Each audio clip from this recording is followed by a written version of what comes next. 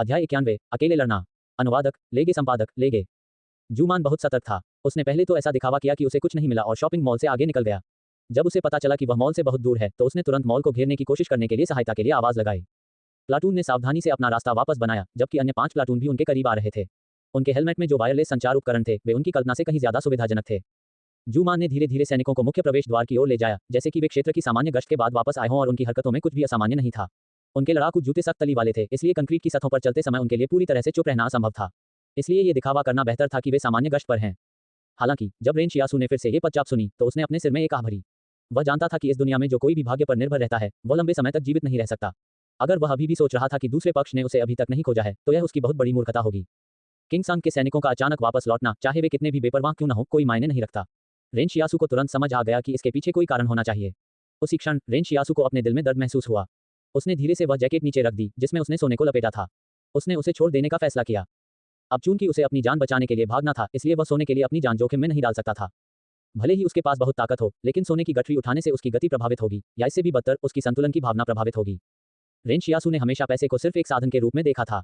उसे यह पसंद था लेकिन वह कभी भी इसमें लिप्त नहीं हुआ। उसके लिए यह हमेशा से ऐसा ही था। न केवल वह सोना छोड़ रहा था बल्कि रेन शियासू जैकेट को भी त्यागने की योजना बना रहा था। अगर वह जैकेट के अंदर से धीरे धीरे सोने के गहने निकालता तो बहुत ज्यादा शोर होता। वह पलटा और हल्के से शॉपिंग मॉल की गहराई में भाग गया।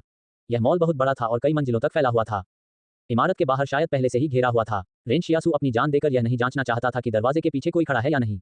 क्या होगा अगर दरवाजा खोलते ही गोलियों की बौछार उस पर पड़ जाए? यह उसका अंत होगा। इसलिए रेन शियासू को ऊपर की ओर भागना पड़ा। पब फ्यूचर द्वारा विज्ञापन। उसकी याददाश्त के अनुसार इस शॉपिंग मॉल के बगल में एक और इमारत थी जो ऊंचाई में लगभग वैसी ही थी। यह मॉल शहर के सबसे समृद्ध व्यापारिक केंद्र में स्थित था इसलिए यह इलाके के आसपास की एकमात्र इमारत नहीं थी। रेन शियासू कोई लापरवाह व्यक्ति नहीं था। जूमान ने अपनी गहरी नजर से शायद ये भांप लिया होगा कि मॉल में कोई छिपा हुआ है लेकिन रेन शियासू ने भी पहले से ही उसके भागने का रास्ता तय कर लिया था। दोनों इमारतों के बीच का अंतर लगभग 20 मीटर था और रेन शियासू को विश्वास था कि वह अपनी वर्तमान ताकत और निपुणता के आधार पर छलांग लगा सकता है। जूमान ने धीरे धीरे सैनिकों को मॉल के अंदर ले जाया। उन्होंने अपनी सामरिक टॉर्च जला रखी थी और धीरे धीरे अंदर के अंधेरे में घुस रहे थे। लेकिन इमारत में प्रवेश करने के कुछ समय बाद ही जूमान ने देखा कि जैकेट और सोना रेन शियासू ने जमीन पर छोड़ दिया था। उन्होंने संचार चैनल पर कहा, हमें लक्ष्य के बारे में पुष्टि मिल गई है। लक्ष्य को पता चल गया है कि हम उसका पीछा कर रहे हैं और वह फिलहाल दूसरी दिशा में भाग रहा है। लक्ष्य बेहद सतर्क है। संचार चैनल पर किंग जेन की आवाज सुनाई दी। क्या तुम्हें पता चल गया है कि वह कौन है? जूमान ने एक पल के लिए हिचकिचाते हुए कहा, यह शरणार्थी हो सकता है रेन शियासू। मैंने अभी तक लक्ष्य पर नजर नहीं डाली है इसलिए मैं पुष्टि नहीं कर सकता। तुमने बिना उसे देखे कैसे अनुमान लगाया कि यह रेन शियासू है? किंग जेन ने पूछा, क्या तुम्हें कुछ सुराग मिले? जूमान ने झिझकते हुए कहा, हमें यहाँ सोने का भंडार मिला है। मैं अनुमान लगा रही हूँ कि केवल उस बच्चे को ही सोने में इतनी दिलचस्पी होगी। किंग जेन हंसने लगा। वह शूमान के फैसले से सहमत था। शू जियांचू और यांग शियाओजिन स्पष्ट रूप से जिंग पर्वत के रहस्य के पीछे थे। उन दोनों को निश्चित रूप से सोने जैसी चीज में कोई दिलचस्पी नहीं होगी। कम से कम यह उनका तत्काल लक्ष्य नहीं होगा। कौन एक सोने की थैली चुराने के लिए इतनी दूर तक दौड़कर आएगा और इतना खतरा और आतंक झेलेगा? अगर रेन शियासू को यह बात पता चलती तो वह सबसे पहले आपत्ति जताता। गोल्ड इतना प्यारा था तो वह कुछ लेकर भागने की उम्मीद क्यों नहीं कर सकता था? लुओ लैन और लियू बू ने बताया था कि रेन शियासू सिर्फ एक शरणार्थी था लेकिन किंग जेन ने उन पर पूरी तरह से विश्वास नहीं किया। वह एक संदिग्ध व्यक्ति था इसलिए भले ही सभी ने कहा कि रेन शियासू सिर्फ एक शरणार्थी था फिर भी वह रेन शियासू को कम नहीं आंकेगा। रेन शियासू इस दौरान दिखावा कर सकता था और हो सकता है कि वह साधारण शरणार्थी न हो जैसा कि वे दावा करते थे। नवीनतम अध्याय एन ओव ए एल्बन को पर पढ़ें। यहाँ आने वाले सभी लोग संभवतः जिंग पर्वत के रहस्य के लिए यहाँ आए हैं। उन सभी की एक अलग पहचान भी हो सकती है। हालांकि किंग जेन हंसा। उसे अचानक लगा कि रेन शियासू को शायद जिंग पर्वत के रहस्य में कोई दिलचस्पी नहीं है। कम से कम उसके लिए सोना इस जगह के रहस्य से ऊपर है। किंग जेन ने कहा, ये रेन शियासू बहुत दिलचस्प है। इसे पकड़ो और मेरे पास लाओ। पब फ्यूचर द्वारा विज्ञापन। रोज एक क्षण बाद किंग कंसोर्टियम की सेना काले वाइपर की तरह शॉपिंग मॉल में घुस आई। लक्ष्य दूसरी मंजिल पर भाग रहा है। लक्ष्य तीसरी मंजिल पर भाग रहा है। जूमान ऑपरेशन के बारे में अपडेट प्राप्त करने के लिए संचार सुन रहा था। इस समय तक सैनिकों ने रेन शियासू के पैरों के निशान खोज लिए थे। इमारत के अंदर फर्श वर्षों से जमा धूल की परतों से ढका हुआ था और जो कोई भी उस पर पैर रखता था वह अपने पैरों के निशान छोड़ जाता था। रेन शियासू के ठिकाने का पता लगाना अच्छी बात थी लेकिन जूमान कुछ सोच रहा था। इस इमारत में 6 मंजिलें थीं और कुल ऊंचाई शायद 30 से 40 मीटर के बीच थी। अगर रेन शियासू ऊपर की ओर भागता रहा तो शायद ऊपर पहुंचने के बाद उसके पास जाने के लिए कोई जगह न बचे। क्या रेन शियासू मूर्ख था? वह एक मृत अंत तक क्यों भाग गया? जब जूमान ने लड़ाकू सैनिकों का नेतृत्व किया तो उन्हें रेन शियासू के साथ हुई मुठभेड़ का वर्णन याद आया। जब इस युवक को पता चला कि वह और सैनिक इस इमारत में वापस आ गए हैं तो उसने बिना किसी मूंज के सोना छोड़ दिया और जानने में जल्दी लग गया। इस व्यक्ति को पैसे से बहुत प्यार था लेकिन वह लालची नहीं था। जब उसे लगा कि वह खतरे में है तो उसने कोई जोखिम नहीं उठाया और सोना छोड़ दिया। अधिक लोगों के तर्क के अनुसार वे अपने साथ सोना भी ले जा सकते हैं क्योंकि वे कुछ समय के लिए भाग रहे होते हैं। वे सोना स्लाद का फैसला तभी करेंगे जब उन्हें एहसास होगा कि यह उनके जीवन काल में बाधा बन रहा है। यह मानव स्वभाव था। हालांकि रेन शियासू ऐसा नहीं था। जिस तरह से वह सोना छोड़ा था वह ठीक था। जो मन समझ गया कि जिस युवक से उसका सामना हुआ वह कोई साधारण व्यक्ति नहीं था। लक्ष्य के पास जीवित रहने की बहुत मजबूत प्रवृत्ति थी, साथ ही एक गंभीर और गंभीरतर प्रक्रिया भी थी। इसके अलावा भले ही उसका लक्ष्य वास्तव में एक मूर्ख हो, फिर भी वह उस व्यक्ति के साथ सबसे बुद्धिमान व्यक्ति की तरह व्यवहार करेगा। किसी भी युद्ध की स्थिति से निपटने के लिए यह एक तरह की मानसिकता थी। तो चूंकि रेन शियासु ऊपर की मंजिल से भाग रहा था, तो इसका क्या मतलब था कि ऊपर चलने का कोई रास्ता था? ये स्पष्टतः एक अलग इमारत थी, तो रेन शियासु कहाँ भाग सकता था? ये सही नहीं था। जू मन को अचानक याद आया कि मॉल के बगल में एक इमारत थी और यह मात्र 1 दर्जन मीटर की दूरी पर थी और जिस इमारत में वे थे उससे थोड़ी छोटी थी। क्या रेन शियासु कूदकर बच सकता था? जू मान ने पहले इस बारे में नहीं सोचा था क्योंकि उनका मानना था कि रेन शियासु पास की इमारत में छलांग नहीं लगा सकता क्योंकि वह खुद ऐसा नहीं कर सकता था। यहाँ गलत धारणाएं थीं कि मनुष्य दूसरों को अपनी क्षमता के आधार पर आदी होते हैं। अगर वे कुछ नहीं कर सकते तो वे दृढ़ हैं कि दूसरा भी ऐसा नहीं कर सकता। लेकिन जब जू मान ऐसा नहीं कर सकता था तो इसका मतलब यह नहीं था कि रेन शियासु भी ऐसा नहीं कर सकता था। जू मान ने संचार चैनल में ऊंची आवाज में कहा, बाहरी प्लाटून जाओ और अगली वाली इमारत को बंद कर दो। अध्याय 92, इरादे उजागर। आधी रात को हत्या। अनुवादक लेगे संपादक लेगे। अब बगल की इमारत को घेरने में बहुत देर हो चुकी होगी। लेकिन जू मान यह नहीं समझ पा रही थी कि अगर रेन शियासु सचमुच इमारत के पार छलांग लगा सकता है तो फिर उसमें किस तरह की ताकत और गति थी। जू मान ने अपनी टुकड़ी के अन्य सैनिकों से कहा, तुम लोग उसका पीछा करते हुए ऊपर की ओर जाओ। फिर वह मुड़ा और नीचे की ओर भागा, सीधे बगल की इमारत की ओर भागा। जू मान को पक्का यकीन था कि रेन शियासु छत पर पकड़े जाने का इंतजार नहीं करेगा। वह युवक निश्चित रूप से अगली इमारत पर कूद जाएगा। जिस इमारत में वह था उससे बाहर निकलने के कुछ ही पल बाद उसने ऊपर देखा और रेन शियासु को ऊपर उड़ते हुए देखा। हवा में उस युवक की गति चौंकाने वाली तेज थी और उसका शरीर आराम से चरम सीमा तक फैला हुआ था। फिर वह हल्के से गली के उस पार इमारत की छत पर उतरा। उस पल जू मान को लगा कि उसने एक पक्षी को उड़ते हुए देखा है। जू मान ने गहरी सांस ली। वह बगल की बिल्डिंग की ओर भागा और कम्युनिकेशन चैनल पर बोला, लक्ष्य रेन शियासु को अपनी शक्तियों का पुनर्मूल्यांकन करवाना होगा। मैं दोहराता हूँ, लक्ष्य की शक्तियों का पुनर्मूल्यांकन करवाना होगा। ये युवक उनकी कल्पना से कहीं परे था। ये ताकत का वह स्तर बिल्कुल नहीं था जिस तक उनके सामान्य रूप से नामित F श्रेणी के खतरे पहुंच सकते थे। जू मान इमारत में घुस गया और पागलों की तरह सीढ़ियों से छत तक भागा। लेकिन इस बर्बाद शहर में मौजूद हर किसी ने अचानक से एक तेज आवाज सुनी। यह आवाज पूरे शहर और दूर दूर तक गूंजी, मानो अचानक मौत की घंटी बज गई हो। शूमान अंधेरी इमारत में खड़ा होकर इधर उधर देखने लगा। वह हैरान था, यह आवाज क्या थी? ऐसा लग रहा था कि यह कहीं आसपास से आ रही है। कुछ क्षण पहले जब रेन शियासु अगली इमारत पर छलांग लगाने के बाद हवा में था, उसने देखा कि उसके सामने दूरी पर एक टूटी हुई गगनचुंबी इमारत के ऊपर कोई खड़ा है। पहले तो उसका इरादा उस टूटी हुई गगनचुंबी इमारत की ओर जाने का था, इसलिए इस समय वह उससे ज्यादा दूर नहीं था। कुछ देर बाद वह छत पर उतरा और वहीं खड़ा होकर गगनचुंबी इमारत में दरार को देखने लगा। टूटी हुई और मुड़ी हुई छड़ों के कारण गगनचुंबी इमारत ऐसी लग रही थी मानो किसी राक्षस के पंजे आसमान को चीर रहे हों। उस फ्रैक्चर के ऊपर टोपी पहने एक लड़की ने हवा से एक बड़ी स्नाइपर राइफल निकाली। फिर उसने एक पैर ढही हुई दीवार के किनारे पर रखा और अपने दोनों हाथों से बड़ी राइफल को सहारा देने के लिए अपने उठे हुए पैर पर उठा लिया। हथियार लेकर वह लक्ष्य साध रही थी। रेन शियासु को नहीं पता था कि यांग शियाओजिन ने स्नाइपर राइफल कैसे बनाई थी। उसने उस दिशा में देखा जिस ओर यांग शियाओजिन निशाना साध रहा था और उसने किंग जेन को देखा जो अपना सफेद सूट पहने हुए स्पॉटलाइट में खड़ा था। रेन शियासु यांग शियाओजिन और किंग जेन के बीच में खड़ा था, इसलिए वह किंग जेन के स्थान की स्थिति को बमुश्किल ही समझ पाया। तो यांग शियाओजिन यहाँ किसी और काम से नहीं आई थी। वह यहाँ अपने रिश्तेदारों से मिलने नहीं आई थी, नहीं वह जिन पर्वतों के रहस्य को जानने के लिए आई थी। शुरू से ही उसका उद्देश्य सफेद सूट पहने इस युवक को मारना था। रेन शियासु ने पहले इस पर गहराई से विचार किया था और अनुमान लगाया था कि यांग शियाओजिन का समर्थन करने वाला कोई संगठन निश्चित रूप से रहा होगा। इसके अलावा संगठन की अपनी खुफिया एजेंसी भी होगी। तो यह समझा जा सकता है कि यांग शियाओजिन को किंग जेन के स्थान के बारे में क्यों पता चला और वह यहाँ दिखाई देगा। अभी भी जिंग पहाड़ों के भीतरी इलाकों में इस टोपी पहने लड़की ने आखिरकार अपना इरादा प्रकट कर दिया और वह अपनी सबसे बड़ी हत्या की कोशिश करने वाली थी। रेन शियासु की उन्नत अग्नियास्त्र प्रवीणता ने उसे इस क्षणिक विचार पर मजबूर कर दिया। उसने सूट पहने हुए युवक की दिशा में देखा और लक्ष्य पर लंबी दूरी से गोली चलाने को प्रभावित करने वाले कई पहलुओं पर विचार किया। यांग शियाओजिन और सूट पहने हुए युवक के बीच की दूरी उस बिंदु पर थी जहां शूटर को धरती के घूमने के लिए सोचने पर विचार करना होगा। यदि कोई संदर्भ बिंदु नहीं था तो शॉट कैसे चलाया जाना चाहिए? इस समय लुओ शिन्यू, जो सूट पहने हुए युवक से बहुत दूर नहीं थी, ने अपना सिर नीचे कर लिया था। उसके लंबे बाल उसके सामने लटके हुए थे और आधी हवा में उड़ रहे थे। जब हवा चलना बंद हो जाती है तो लुओ शिन्यू के बाल भी हिलना बंद हो जाता है। रेन शियासु को एहसास हुआ कि अब वह क्षण आ गया है। कुछ समय बाद लुओ शिन्यू ने अपने हाथों की बेसिस से खुद को मुक्त कर लिया। उसने अपने घुंघराले बालों से एक काला खंजर निकाला और किंग जेन के अगले हिस्से में खड़े अंगरक्षक पर वार किया। लेकिन अंगरक्षक पीछे नहीं हटे। इसके बजाय उसने हाथों में एक सफेद रोशनी चमकाने लगी और उसने 2 पंखे जैसी वस्तुओं को बनाया और उसे लुओ शिन्यू पर मारने के इरादे से प्रभावित किया। उनके बगल में लियू बू सदृश से स्तब्ध था। उसने कभी नहीं सोचा था कि जिस लुओ शिन्यू को वह जानता था वह अचानक किसी और की तरह हो जाएगी। वह खतरनाक लुओ शिन्यू कहाँ चली गई? क्या ये कोई और था जो उसका प्रतिरूपण कर रहा था? लुओ शिन्यू ने जो खंजर पकड़ा हुआ था वह किसी कलाकृति की तरह लग रहा था, लेकिन उसके मोटे हाथ में खंजर में न जाने कितनी शक्ति थी। जब उनके आसपास के लड़ाकू सैनिकों ने यह घटना देखी तो उन्होंने अपनी बंदूकें तान दी और लुओ शिन्यू पर दबाव डालना चाहा। यदि किंग जेन के अंगरक्षक उसका सामना नहीं कर पाते तो वे लुओ शिन्यू के रास्ते में अपने हथियार चला देंगे ताकि वह किंग जेन की हत्या न कर सके। लेकिन लुओ शिन्यू किसी को मार नहीं रही थी। उन्होंने स्पष्टतः कहा कि यांग शियाओजिन को मौका देने के लिए ऐसा किया गया था। चाहे वह राजा जेन के अंगरक्षक हो या वे सैनिक, उनसे कोई भी यह उम्मीद नहीं कर रहा था कि हत्या का प्रयास दूर की गगनचुंबी इमारत के ऊपर से होगा। अपडेट किया गया अध्याय ऑन novelbun.com। लुओ शिन्यू ने पहले भी एक हमला किया था। लगभग तुरंत ही वह अपने पीछे की इमारत में छाया के स्वरूप में वापस चली गई और गायब हो गई। ऐसा लग रहा था जैसे छाया के स्वरूप में उसने जो दरवाजा खोला था वह उसे अंतरिक्ष समय पार करने की अनुमति दे रहा था। ये लुओ शिन्यू की शक्ति थी। शायद रेन शियासु को भी उम्मीद नहीं थी कि उनकी टीम में एक और अलौकिक प्राणी छिपा होगा। इसके अलावा ये वह व्यक्ति भी था जिसका अभिनय सबसे अच्छा था। इस घटना ने सभी को स्तब्ध कर दिया। लेकिन इस बार किंग जेन ने घूमकर गगनचुंबी इमारत की चोटी को देखा। उसे अपनी कनपटियों में तेज दर्द महसूस हो रहा था। ट्रिगर महत्वपूर्ण ही यांग शियाओजिन की स्नाइपर राइफल से निकली फ्लैश रात के अंधेरे में आग उगलने वाले ड्रैगन की तरह थी, जिसने अचानक रक्तपात शुरू कर दिया। उस अंगरक्षक ने अपनी सर्किट को आंखों में थूथन की चमक दिखाते हुए तुरंत लुओ जिन्यू का पीछा करना छोड़ दिया और किंग जेन की तरफ वापस लौट आया। अंगरक्षक का काम छोड़ना उसे मारना नहीं बल्कि उसकी रक्षा करना है। उस अंगरक्षक ने गुस्से से दहाड़ते हुए कहा, स्नैपर। यांग शियाओजिन और किंग जेन के बीच की दूरी ने अंगरक्षक को समय पर प्रतिक्रिया करने की अनुमति दी। भले ही गोली तेज थी, लेकिन ये सब सापेक्ष था। दूरी बढ़ने के साथ हत्या के लिए बनाई गई गोली को अभी भी रात के आसमान की घुटनों वाली हवा में यात्रा करनी होगी। अंगरक्षक ने राजा जेन को बचाने के लिए अपना शरीर उसके सामने फेंक दिया और उसकी छाती के सामने सफेद रोशनी से बने 2 हाथ के पंखे रखे। वह किंग जेन को एक तरफ धकेलने की कोशिश कर सकती थी, लेकिन किंग जेन एक सामान्य व्यक्ति था, इसलिए ऐसा करना बहुत धीमा होता। समय बीत गया। एक स्नाइपर राइफल की गोली जो एक हाथ की लंबाई के बराबर थी, इस दुनिया की हवा को चीरती हुई निकल गई।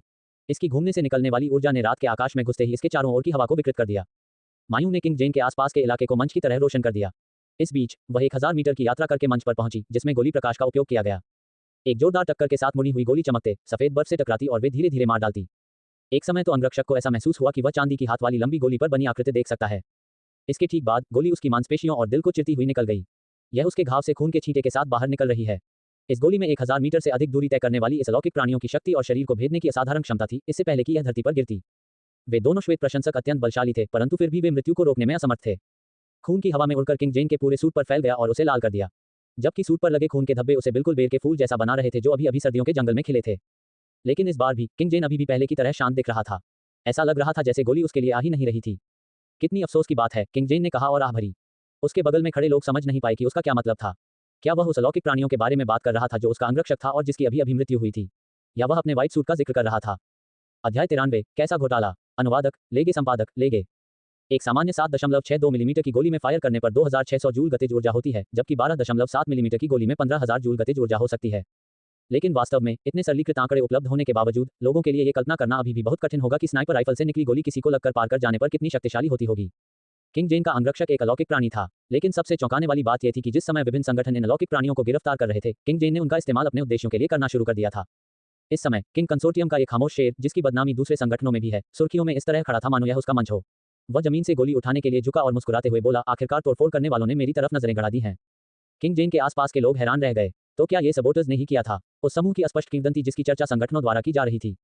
किंग जेन ने लियू बू की ओर देखा। उसने मुस्कुराते हुए कहा, उसके एजेंट के रूप में आपको ये भी नहीं पता था कि आपका ग्राहक एक अलौकिक प्राणी है। तो आप बहुत मूर्ख हैं। शांति से आराम करें। इस युग में एक बेकार व्यक्ति के लिए कोई जगह नहीं है। किंग जेन ने लियू बू को उसके बालों से पकड़ा और अपने नंगे हाथों से हाथ भर की गोली लियू बू की आंख में घोंप दी। लियू बू दर्द से सिर्फ एक छोटी सी चीख ही निकाल पाया और फिर उसने हिलना बंद कर दिया। किंग जेन के दोनों हाथ खून से लथपथ थे। पब फ्यूचर द्वारा विज्ञापन। अभी रेन शियासु छत के ऊपर खड़ा था और उसने अचंभित होकर यांग शियाओजिन को अपनी बंदूक उतारते और बिना किसी देरी के खड़े होते देखा। ऐसा लग रहा था जैसे वह पहले से ही जानती थी कि किंग जेन की जान लेने की एक और कोशिश करना बहुत मुश्किल होगा, भले ही वह उस पर लगातार गोली चलाती रहे। एक सेकंड बाद स्नाइपर राइफल का थूथन घूम गया। इसका निशाना सीधे रेन शियासु पर था, जो छत पर थी। रेन शियासु ने स्कोप के पीछे लड़की की शरारत का संकेत महसूस किया। रेन शियासु घबरा गया। क्या तुम्हें अपना मिशन पूरा करने में विफल होने के बाद एक और शॉट नहीं लेना चाहिए? तुम मुझ पर निशाना क्यों साध रहे हो? लेकिन यांग शियाओजिन बहुत शांत दिख रही थी। वह सफल हो चुकी थी, इसलिए जो कुछ भी हुआ उसे पीछे मुड़कर देखने लायक नहीं था। राइफल से एक तड़तड़ाहट की आवाज के साथ गोली चलाई गई, लेकिन इस बार गोली में कुछ भी खास नहीं था। ऐसा इसलिए था क्योंकि रेन शियासु बिना हिले डुले वहीं खड़ा था और गोली उसे भी नहीं लगी। चूंकि रेन शियासु को यांग शियाओजिन की आग्नेयास्त्र दक्षता के बारे में सब पता था, इसलिए वह जानता था कि उसने उसे मारने के लिए ये गोली नहीं चलाई थी। ये किंग कंसोर्टियम के सामने उनके बीच एक स्पष्ट रेखा खींचने के लिए था। अगर यह सच में ऐसा था, तो क्या ये बहुत जल्दबाजी में नहीं किया गया था? या फिर यह हो सकता है कि वह लुओ शिन्यू की खातिर सिर्फ द्वेष के कारण ऐसा कर रही थी? अचानक रेन शियासु ने लुओ शिन्यू को देखा, जो अभी अभी गायब हुआ था, गगनचुंबी इमारत के ऊपर दिखाई दिया। उसने रेन शियासु की ओर हाथ हिलाया जैसे कि वह उसका अभिवादन कर रही हो, फिर यांग शियाओजिन का हाथ पकड़कर उसे अपने साथ छाया में ले गई। रेन शियासु ने इस बार जो कुछ देखा उससे वह बिल्कुल दंग रह गया। उसने गगनचुंबी इमारत की चोटी को देखा जो अब खाली थी, फिर उसने देखा कि किंग कंसोर्टियम के कई लड़ाकू सैनिक उसके पीछे आ रहे थे। तुम लोग ऐसे ही चले जाओगे? क्या तुम मुझे भी साथ नहीं ले जाओगे? किंग कंसोर्टियम की लड़ाकू ब्रिगेड की बड़ी ताकत को आते देख रेन शियासु रोना चाहता था। तुम दोनों इतनी मारक क्षमता को आकर्षित करने के बाद अपनी महाशक्तियों के साथ भाग सकते हो, लेकिन क्या तुमने सोचा है कि तुम दूसरों के लिए असुविधा का कारण बन सकते हो? ये कैसा घोटाला है? ईमानदारी से कहूं तो रेन शियासु ने कभी नहीं सोचा होगा कि लुओ शिन्यू और यांग शियाओजिन एक साथ इसमें शामिल थे। यहां तक कि यांग शियाओजिन द्वारा किंग जेन पर हत्या के प्रयास ने भी उसे इतना हैरान नहीं किया। इस समय रेन शियासु को वह पहली बार याद आया जब वह लुओ शिन्यू से मिला था और कैसे उसने अभियान के लिए वांग कोंग्यांग की जगह किसी और को लाने का अनुरोध किया था। उस समय लुओ शिन्यू ने चुपके से यांग शियाओजिन को एक नजर से देखा था, जिसे रेन शियासु के अलावा किसी ने नहीं देखा था। बाद में जब वे साथ में मछली खा रहे थे, यांग जियाओजिन ने लुओ शिन्यू को भी मछली खाने के लिए बुलाया। जब किसी ने लुओ शिन्यू को परेशान किया तो यांग जियाओजिन ने समय रहते उसका बचाव किया। उस समय रेन शियासु ने सोचा था कि यांग शियाओजिन केवल इसलिए ऐसा कर रहा था क्योंकि वे दोनों महिलाएं थीं। उसने कभी नहीं सोचा था कि ये दोनों लोग पहले से ही एक दूसरे को जानते हैं और उन्होंने सबके सामने इतना बढ़िया अभिनय भी किया। उन्होंने अपने अभिनय में सभी विवरणों को ठीक से नहीं दर्शाया, लेकिन फिर भी यह रेन शियासु, जू जियांचू और लियू बो को मूर्ख बनाने के लिए पर्याप्त था। पब फ्यूचर द्वारा विज्ञापन। लुओ जिन्यू सिर्फ एक लड़की थी। निजी सेना के इतने सारे सैनिक मारे गए थे, लेकिन लुओ जिन्यू आखिर तक जीवित रही। इस बात ने ही रेन शियासु के संदेह को जगा दिया होगा। इस नतीजे के बारे में जानने से पहले सबूतों के वे टुकड़े साफ नजर आ रहे थे, लेकिन वह उन्हें नहीं पहचान पाया। लेकिन यहाँ जो कुछ हुआ और याद करने के बाद विवरण उसके दिमाग में आ गए। रेन शियासु ने दुखी मन से देखा कि कैसे घने अंधेरे सैनिकों का समूह पास आ रहा था। वह बहुत लापरवाह था। कहावत सच थी, जानवर जितना सुंदर होगा वह उतना ही खतरनाक होगा। इसलिए यह नियम सिर्फ जंगल के लिए ही सच नहीं था। और ये दोनों लड़कियां लियू बो को अपने साथ रखती थी क्योंकि उसने लुओ शिन्यू पर संदेह कम करने में मदद की थी। अंत में लुओ शिन्यू ने यांग शियाओजिन को किंग जेन का स्थान निर्धारित करने में मदद की और उसे समय का एक अतिरिक्त क्षण हासिल करने में भी मदद की। एकमात्र आश्चर्य यह था कि उन्होंने यह उम्मीद नहीं की थी कि किंग जेन के पास एक अलौकिक प्राणी होगा जो उसकी जान की कीमत पर भी उसकी रक्षा करेगा। किंग जेन में ऐसी क्या असाधारण बात थी कि एक अलौकिक प्राणी उसका अनुसरण करेगा। ठीक इसी समय छत पर जंग लगा लोहे का दरवाजा किसी के टकराने से टूट गया। रेन शियासु ने अपनी बंदूक उठाई और उस व्यक्ति के रास्ते में गोली चला दी, जिससे उसका रास्ता अवरुद्ध हो गया। उसने अपने चारों ओर देखा और एक गाली दी, भाड़ में जाओ। कुछ ही सेकंड बाद जूमन स्तब्ध होकर दरवाजे से छत पर आ गया। जब उसने देखा कि रेन छत की तरफ भाग रहा है तो उसने उसे रोकने के लिए उस पर गोली चलाने की कोशिश की। अंत में वह रेन शियासु की गति का मुकाबला नहीं कर सकी क्योंकि उसने उस पर प्रभाव डालने के साधनों की कोशिश की। बुरे शहर में काली वर्दी पहने सैनिक अपने और ऐसे बढ़ रहे थे जैसे सांप शिकार की तलाश में हो। रेन शियासु अब और इंतजार नहीं कर सकता था, उसे यहाँ से निकल जाना था इससे पहले कि हम उसे घेर लें। जब रेन शियासु, यांग शियाओजिन और शू जियांचू शहर की सीमा में घुसे तो उन्होंने सोचा कि यदि उन्हें भागना पड़ा तो वह यहाँ से सबसे तेजी से भागने वाला व्यक्ति होगा। हालांकि ऐसा कोई डब्ल्यूटेज नहीं था। यांग शियाओजिन और लुओ शिन्यू के पास एक चाल थी। रेन शियासु ने छत से छलांग लगा दी। बगल की इमारत की छत उस इमारत से कई दर्जन मीटर नीचे थी जिस पर वह थी। हालांकि रेन शियासु को भरोसा था कि वह ठीक रहेगा। जूमन छत के किनारे की ओर भागा, इस उम्मीद में कि वह रेन शियासु पर एक और गोली चला सके। लेकिन जब तक वह किनारे पर पहुंची, उसने केवल रेन शियासु की दूर जाती हुई आकृति को शहर के किनारे की ओर भागते हुए देखा। जूमान ने संचार चैनल पर चिल्लाया, लक्ष्य मेरे 10 बजे भाग रहा है। दायरे को छोटा करो और इसे बंद करो। शहर के बाहर जंगल में किंग कंसोर्टियम की परिधि में लॉकडाउन अभी भी प्रभावी था। वहां अनगिनत सैनिक किसी भी अज्ञात खतरे के संकेत की प्रतीक्षा कर रहे थे। लेकिन सभी को आश्चर्य हुआ कि वह खतरे से भागता हुआ एक शरणार्थी निकला। इससे पहले लगभग किसी ने भी इस शरणार्थी को कोई खतरा नहीं माना था। रेन शियासु शहर की सड़कों और रास्तों में पागलों की तरह दौड़ रहा था। जब वह छत से कूदा था, वह पूरी कोशिश कर रहा था कि वह ऊंचे स्थान पर न जाए। ऐसा इसलिए क्योंकि वह नागरिकों के लिए एक जीवित लक्ष्य नहीं बनना चाहती थी। भागते समय वह सोचता रहा कि जू जियांचू ने कोई चाल नहीं चली। अच्छा होगा अगर इस समय कोई और भी इस मार्ग क्षमता को साझा कर रहा होता। ये बर्बाद शहर एक विशाल शतरंज की बिसात थी और रेन शियासु उस पर दौड़ता हुआ एक छोटे से शतरंज का मोहरा था। इस शतरंज की बिसात पर उनकी टीम के अन्य सफेद शतरंज के मोहरे गायब हो चुके थे। इस बीच वे भारी भरकम जूतों से काले मोहरे उसे देने और मारने की फिराक में थे। अध्याय 94, जू जियांचू आपकी सेवा में। कौन मुझे चुनौती देने की हिम्मत करता है। अनुवादक, लेगे संपादक, लेगे। रेन शियासु शहर के किनारे जंगल की ओर भागा। वह उत्तर की ओर गढ़ 112 की ओर जा रहा था, जहां सक्रिय ज्वालामुखी भी थे। वह जानता था कि निश्चित रूप से लड़ाकू सैनिक आगे उसका इंतजार कर रहे होंगे। जैसे ही वह पहुंचेगा, उन्होंने जो जाल बिछाया था वह धीरे धीरे खुल जाएगा। लेकिन रेन शियासु के पास कोई और विकल्प नहीं था, केवल वहां पहुंचने पर ही उसके बचने की संभावना थी। लेकिन अचानक जिंग पर्वत की गहराई से एक जोरदार गड़गड़ाहट आई। रेन शियासु ने दूर पहाड़ों की ओर अपना सिर उठाया और देखा कि पर्वत श्रृंखला के भीतर से एक ज्वलंत प्रकाश निकल रहा है। 1 मिनट रुको, ज्वालामुखी फटने वाला है। क्या उसे आगे की ओर दौड़ते रहना चाहिए या पीछे मुड़ जाना चाहिए। रेन शियासु ने अपने दांत पीस लिए। इस समय उसे ज्वालामुखी की चिंता क्यों करनी चाहिए। जीवित रहकर ही वह अन्य मामलों पर विचार कर सकता है। उसके पीछे जूमान भी एक पल के लिए स्तब्ध रह गया जब उसने देखा कि ज्वालामुखी पर क्या हो रहा था। विस्फोट के दौरान ज्वालामुखी की सीमा के भीतर जाना बेहद खतरनाक था। आगे जाना तो दूर की बात है, अगर ज्वालामुखी वास्तव में फट गया तो वे पीछे मुड़कर भागने में भी सक्षम नहीं होंगे।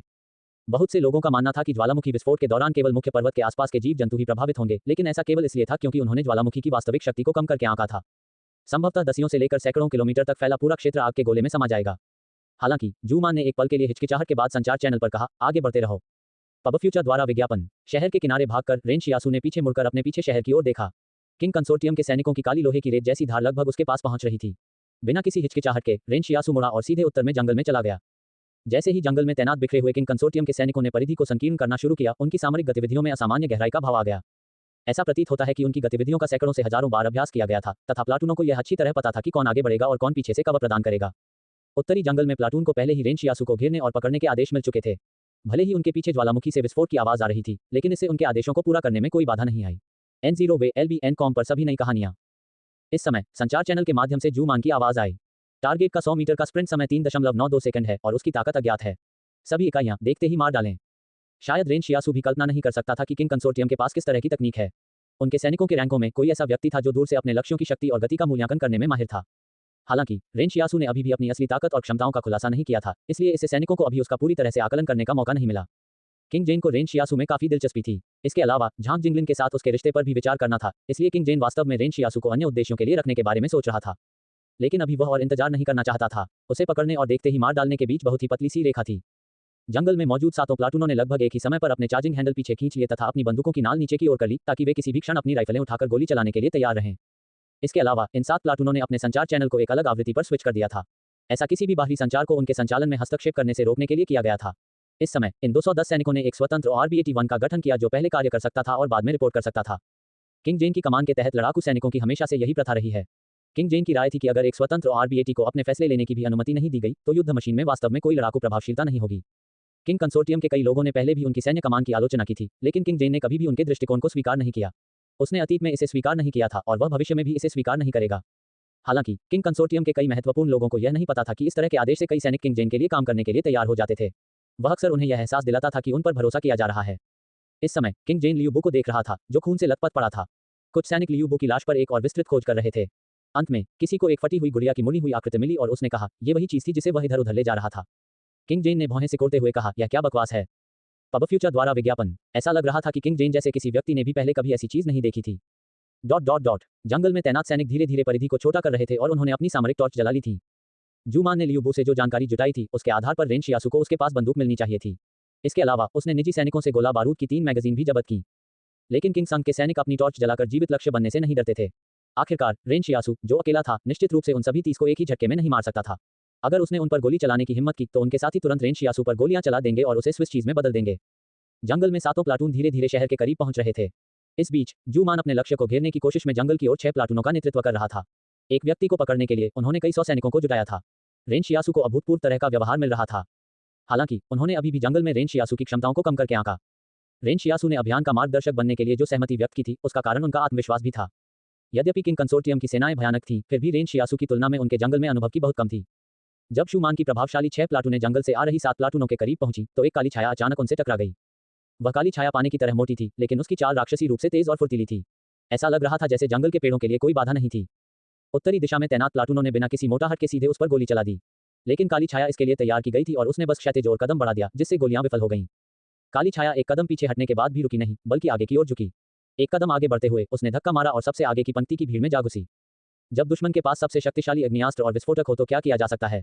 यह एक ऐसा सवाल था जो रेन शियासु ने झांग जिंगलिन से पहले पूछा था। उस समय झांग जिंगलिन ने कहा, बेशक आपको उनके बीच भागना चाहिए, क्योंकि वे आप पर अंधेधुंध गोलियां नहीं चलाएंगे। उनके साथी उनके आसपास हैं, जबकि बाकी सभी आपके लिए दुश्मन हैं। रेन शियासु को यकीन नहीं था कि झांग जिंगलिन की सलाह मजाक थी या कुछ और, लेकिन ऐसा लग रहा था कि यह उनकी वर्तमान स्थिति में काम करेगी। उसने देखा कि हर सैनिक ने अपने लड़ाकू चाकू को बाहर निकाल दिया। चूंकि काली छाया बहुत तेजी से आगे बढ़ रही थी, इसलिए वे वास्तव में मित्रतापूर्ण विशेषताओं के बारे में चिंतित थे। लेकिन रेन शियासु के शैडो क्लोन के लिए ये सामान्य मनुष्य बहुत उभरे हुए थे, साथ ही बहुत कमजोर भी। काली छाया चाकुओं से काटने से बिल्कुल भी डरती नहीं थी। उसे किसी की जान लेने के लिए बस एक घूंसा ही काफी था। अचानक काली छाया ने अपना पैर उठाया और एक सैनिक की छाती पर लात मार दी। वह सैनिक 5 मीटर दूर उड़ गया, ठीक वैसे ही जैसे पतंग अपनी डोर से काटती है। ये सोचकर बाकी सैनिक डर गए। उस लात में बहुत ताकत थी। जूमन, जो ठीक समय पर पहुंचा था, ने दूर से इस काली छाया को देखा। जब वह अंततः इसे स्पष्ट रूप से देखने में कामयाब हो गई तो वह थोड़ा हैरान हुई। वे रेन शियासु का पीछा क्यों नहीं कर रहे थे? किसी ने ये क्यों नहीं बताया कि रेन शियासु के पास ऐसी ताकत थी? ठीक इसी समय रेन शियासु ने दहाड़ते हुए कहा, जू जियांचू आपकी सेवा में। मुझे चुनौती देने की हिम्मत कौन करता है? अध्याय 95, हर जगह मृतंत। अनुवादक लेगे, संपादक लेगे। रेन शियासु ने छाया क्लोन का उपयोग करने से पहले इस पर सावधानीपूर्वक विचार किया था। ऐसा इसलिए नहीं था क्योंकि उसे डर था कि वह खुद को एक अलौकिक प्राणी के रूप में प्रकट कर देगा, क्योंकि अगर वह मृत्यु के करीब था तो उसे इसकी परवाह क्यों करनी चाहिए? उसे बस यही डर था कि वह अपनी शक्ति प्रकट कर देगा जिससे वह दूसरे लोगों की शक्तियों की नकल कर सकता था। रेन शियासु ने केवल जू जियांचू होने का नाटक किया क्योंकि वह जानता था कि जू जियांचू को अभी तक पकड़ा नहीं गया है, जबकि उसे यकीन था कि किंग कंसोर्टियम को लियू बु से जू जियांचू की शक्तियों के बारे में पहले ही पता चल चुका था। रेन शियासु पहले ही कई अलौकिक प्राणियों से मिल चुका था। यांग शियाओजिन हवा से एक बेजोड़ स्नाइपर राइफल खींच सकता था, जू जियांचू खुद का एक छाया क्लोन बना सकता था, लुओ शिन्यू छाया के बीच से यात्रा कर सकता था और किंग जेन का अंगरक्षक अपने हाथों में सफेद पंखे बना सकता था। रेन शियासु को यह गलत धारणा हो गई थी कि अलौकिक प्राणी बहुतायत में हैं, लेकिन उसकी महाशक्ति अलग थी। एक महाशक्ति जो दूसरे लोगों की महाशक्तियों की नकल कर सकती थी, उसे कैसे रेट किया जाएगा? रेन शियासु को नहीं पता था। यदि किंग कंसोर्टियम को पता चल गया कि वह अन्य लोगों की शक्तियों की नकल कर सकता है और वे उसमें रुचि लेने लगे, तो कौन जानता था कि वे उसके साथ क्या कर सकते हैं? जब रेन शियासु भाग रहा था तो वह सोच रहा था कि इस दुनिया में कितने अलौकिक प्राणी मौजूद हैं। क्या ये संख्या बहुत है? लेकिन ध्यान से सोचने पर ऐसा नहीं लगा। शायद जिंग पर्वत और किंग जेन ने ही उन सभी को यहाँ आकर्षित किया था। जब जू जियांचू ने रेन शियासु की दहाड़ सुनी तो उसके सारे संदेह दूर हो गए। उसने तुरंत संचार चैनल के जरिए सबको बताया, पहले मिली जानकारी गलत थी। लक्ष्य रेन शियासु नहीं बल्कि जू जियांचू है। वास्तव में उन्होंने रेन शियासु को रेन शियासु ही माना था क्योंकि उन्हें लगा कि शरणार्थी के रूप में वह सोने में अधिक रुचि रखेगा। हालांकि ये साबित करने के लिए कोई प्रत्यक्ष सबूत नहीं था कि उसकी पहचान रेन शियासु थी। सबसे पहले उन्होंने कभी नहीं देखा था कि रेन शियासु कैसा दिखता था। दूसरे, भले ही उन्होंने रेन शियासु और जू जियांचू को पहले देखा हो, लेकिन रेन शियासु का चेहरा पहचान से परे गंदा था। इसके अलावा रेन शियासू ने सन जुनजिंग की वर्दी पहन रखी थी, इसलिए वह वास्तव में जू जियांचू के समान पोशाक पहने हुए था। पब फ्यूचर द्वारा विज्ञापन। किंग कंसोर्टियम को मिली खुफिया जानकारी के अनुसार जू जियांचू को युद्ध में लड़ने के लिए खुद का एक छाया क्लोन बनाने में सक्षम माना जाता था। इसके अलावा इसकी लड़ाकू शक्ति बेहद मजबूत थी और यह गोलियों को भी रोक सकता था। हालांकि रेन शियासू का यह छाया क्लोन काले रंग का था और लियू बू के वर्णन से अलग था, लेकिन ज़ू मान को लगा कि यह प्रकाश के कारण हो सकता है। शायद ये छाया क्लोन दिन में ग्रे हो जाता होगा। जब किंग संग के सैनिकों ने रेन शियासू की साहसी घोषणा सुनी कि जू जियांचू आपकी सेवा में है, मुझे चुनौती देने की हिम्मत कौन करता है, तो उन्हें लगा कि उनका लक्ष्य उन्हें मौत तक की लड़ाई के लिए चुनौती देना चाहता है। हालांकि उनका लक्ष्य पलट गया और भाग गया। रेन शियासू को कई गोलियां लगी, लेकिन अब तक उसे कोई नुकसान नहीं पहुंचा है। वह जानता था कि ऐसा इसलिए नहीं था क्योंकि वह अच्छी तरह से झुक सकता था, नहीं इसलिए कि किंग संग के सैनिक निशाना लगाने में बुरे थे। ऐसा इसलिए था क्योंकि यान लियुवान की इच्छा प्रभावी हो रही थी। रेन शियासू ने चिंता में भौहें सिकोड़ ली क्योंकि उसे आश्चर्य हो रहा था कि लियुवान का क्या हाल है। उसे जल्दी से किंग कंसोर्टियम से दूर चले जाना था और यहां जोखिम उठाना बंद करना था। जब वह लगभग 100 मीटर दूर भागा, तभी उसे अंततः अपना छाया क्लोन याद आया। छाया क्लोन भीड़ में बेकाबू होकर भाग रहा था और रेन शियासू अब दुश्मनों के महत्वपूर्ण बिंदुओं पर निशाना लगाने के लिए उसे नियंत्रित भी नहीं कर पा रहा था। इसके बजाय उसने उसे अपने शरीर का इस्तेमाल करके दुश्मनों को कुचलने के लिए मजबूर किया। सभी लेटेस्ट नॉवेल्स ऑन novelbun.com। याद रखें, रेन शियासू की ताकत लगभग 3 वयस्क पुरुषों के बराबर थी और छाया के गुण उससे दुगने थे, इसलिए महत्वपूर्ण बिंदुओं पर निशाना लगाने की जरूरत नहीं थी। छाया क्लोन जिस किसी से भी टकराता उसके शरीर की सारी हड्डियां टूट जाती। किंग संग द्वारा स्थापित परिधि में छाया अकेले ही एक अकेले सांप की तरह लड़ रही थी। सैनिकों को लगा कि यह किसी भी क्षण खत्म हो जाएगा, लेकिन छाया क्लोन आश्चर्यजनक रूप से लड़ता रहा, जैसे कि वह हमेशा के लिए लड़ सकता है, चाहे उसे कितनी भी मार पड़े या कितनी भी चोटें लगें। रेन शियासू और छाया क्लोन के बीच कई सैनिक खड़े थे। जब रेन शियासू ने उसे याद किया तो छाया क्लोन भीड़ में सभी पर ऐसे टूट पड़ा जैसे पटरियों पर रेलगाड़ी चल रही हो। छाया क्लोन को वापस बुलाए जाने के बाद रेन शियासू को उसके साथ विलीन होना पड़ेगा। इसी तरह जब रेन शियासू उसे छोड़ना चाहेगा तो वह केवल उसके पीछे से ही बाहर आ सकेगा। जब छाया क्लोन रेन शियासू के पास वापस आया तो उसके शरीर पर बहुत सारे घाव और निशान थे। रेन शियासू को उसके शरीर पर लगी चोटें ऐसी लग रही थी मानो वे उसके अपने घाव हों और दर्द असहनीय था। जब छाया क्लोन भाग रहा था तो सैनिकों ने उस पर कई बार गोली भी चलाई। दर्द की वजह से रेन शियासू को लगभग खून की खांसी आ गई। पसीने की बड़ी बड़ी बूंदें उसके चेहरे और पीठ से लुढ़क रही थी, जबकि रेन शियासू दर्द को सहन करते हुए भागने की कोशिश कर रहा था। इसमें कोई आश्चर्य की बात नहीं थी कि जू जियांचू के छाया क्लोन ने उसे गोलियों से बचाने के बाद उसे पूरी तरह से पीला बना दिया था। तो वास्तव में छाया क्लोन का उपयोग करने से एक साइड इफेक्ट भी था। पब फ्यूचर द्वारा विज्ञापन। लेकिन रेन शियासू को यह नहीं पता था कि अगर जू जियांचू ने यह देखा तो वह अविश्वसनीय रूप से आश्चर्यचकित हो जाएगा। जू जियांचू ने इसे एक बार पहले भी खुद के लिए आजमाया था। छाया क्लोन के उच्च तीव्रता वाले वर्कआउट का अनुभव करने के बाद यह मुख्य शरीर को मानसिक रूप से थका हुआ महसूस कराता था। जब ऐसा होता था तो मुख्य शरीर को मतली, उल्टी, सीने में जकड़न का अनुभव होता था और उपयोगकर्ता को लगता था कि शायद मर जाना बेहतर होगा। लेकिन रेन शियासू का छाया क्लोन उससे बिल्कुल अलग था। रेन शियासू ने एक बार महल से पूछा था कि क्या उसकी मानसिक शक्ति का आकलन किया जा सकता है। अंत में उसे जो जवाब मिला वह था उत्तर देने के लिए अधिकृत नहीं। रेन शियासू जंगल में भागता रहा और शैडो क्लोन के साथ फिर से जुड़ने से होने वाला दर्द लंबे समय के बाद भी कम नहीं हुआ। ये वह समय था जब रेन शियासू को यह एहसास हुआ कि उसे बिना किसी अच्छे कारण के शैडो क्लोन का उपयोग नहीं करना चाहिए। यदि वह मृत्यु में छाया क्लोन को अपनी जगह लेना चाहता था तो उसे उस दर्द के लिए तैयार रहना होगा जो उसे मिलेगा। यदि शैडो क्लोन एक बार मर गया तो उसे भी एक बार मरना पड़ेगा। रेन शियासू हिंसक रूप से हंस रहा था। उसे पहले भी चोट लग चुकी थी, लेकिन ये दर्द असली घाव से कहीं ज्यादा तीव्र था। लेकिन रेन शियासू को इस बात से परेशानी थी कि सभी चोटों के बाद भी शैडो क्लोन गायब नहीं हुआ था, इसलिए युद्ध में भी उसका एक सहयोगी था। उसके पीछे किंग कंसोर्टियम के सैनिक काले शिकारी मवेशियों के झुंड की तरह थे जो लगातार उसका पीछा कर रहे थे। अगर रेन शियासू उनसे ज्यादा तेज गति से आगे नहीं बढ़ रहा होता तो वह पहले ही काफी मुश्किल में पड़ चुका होता।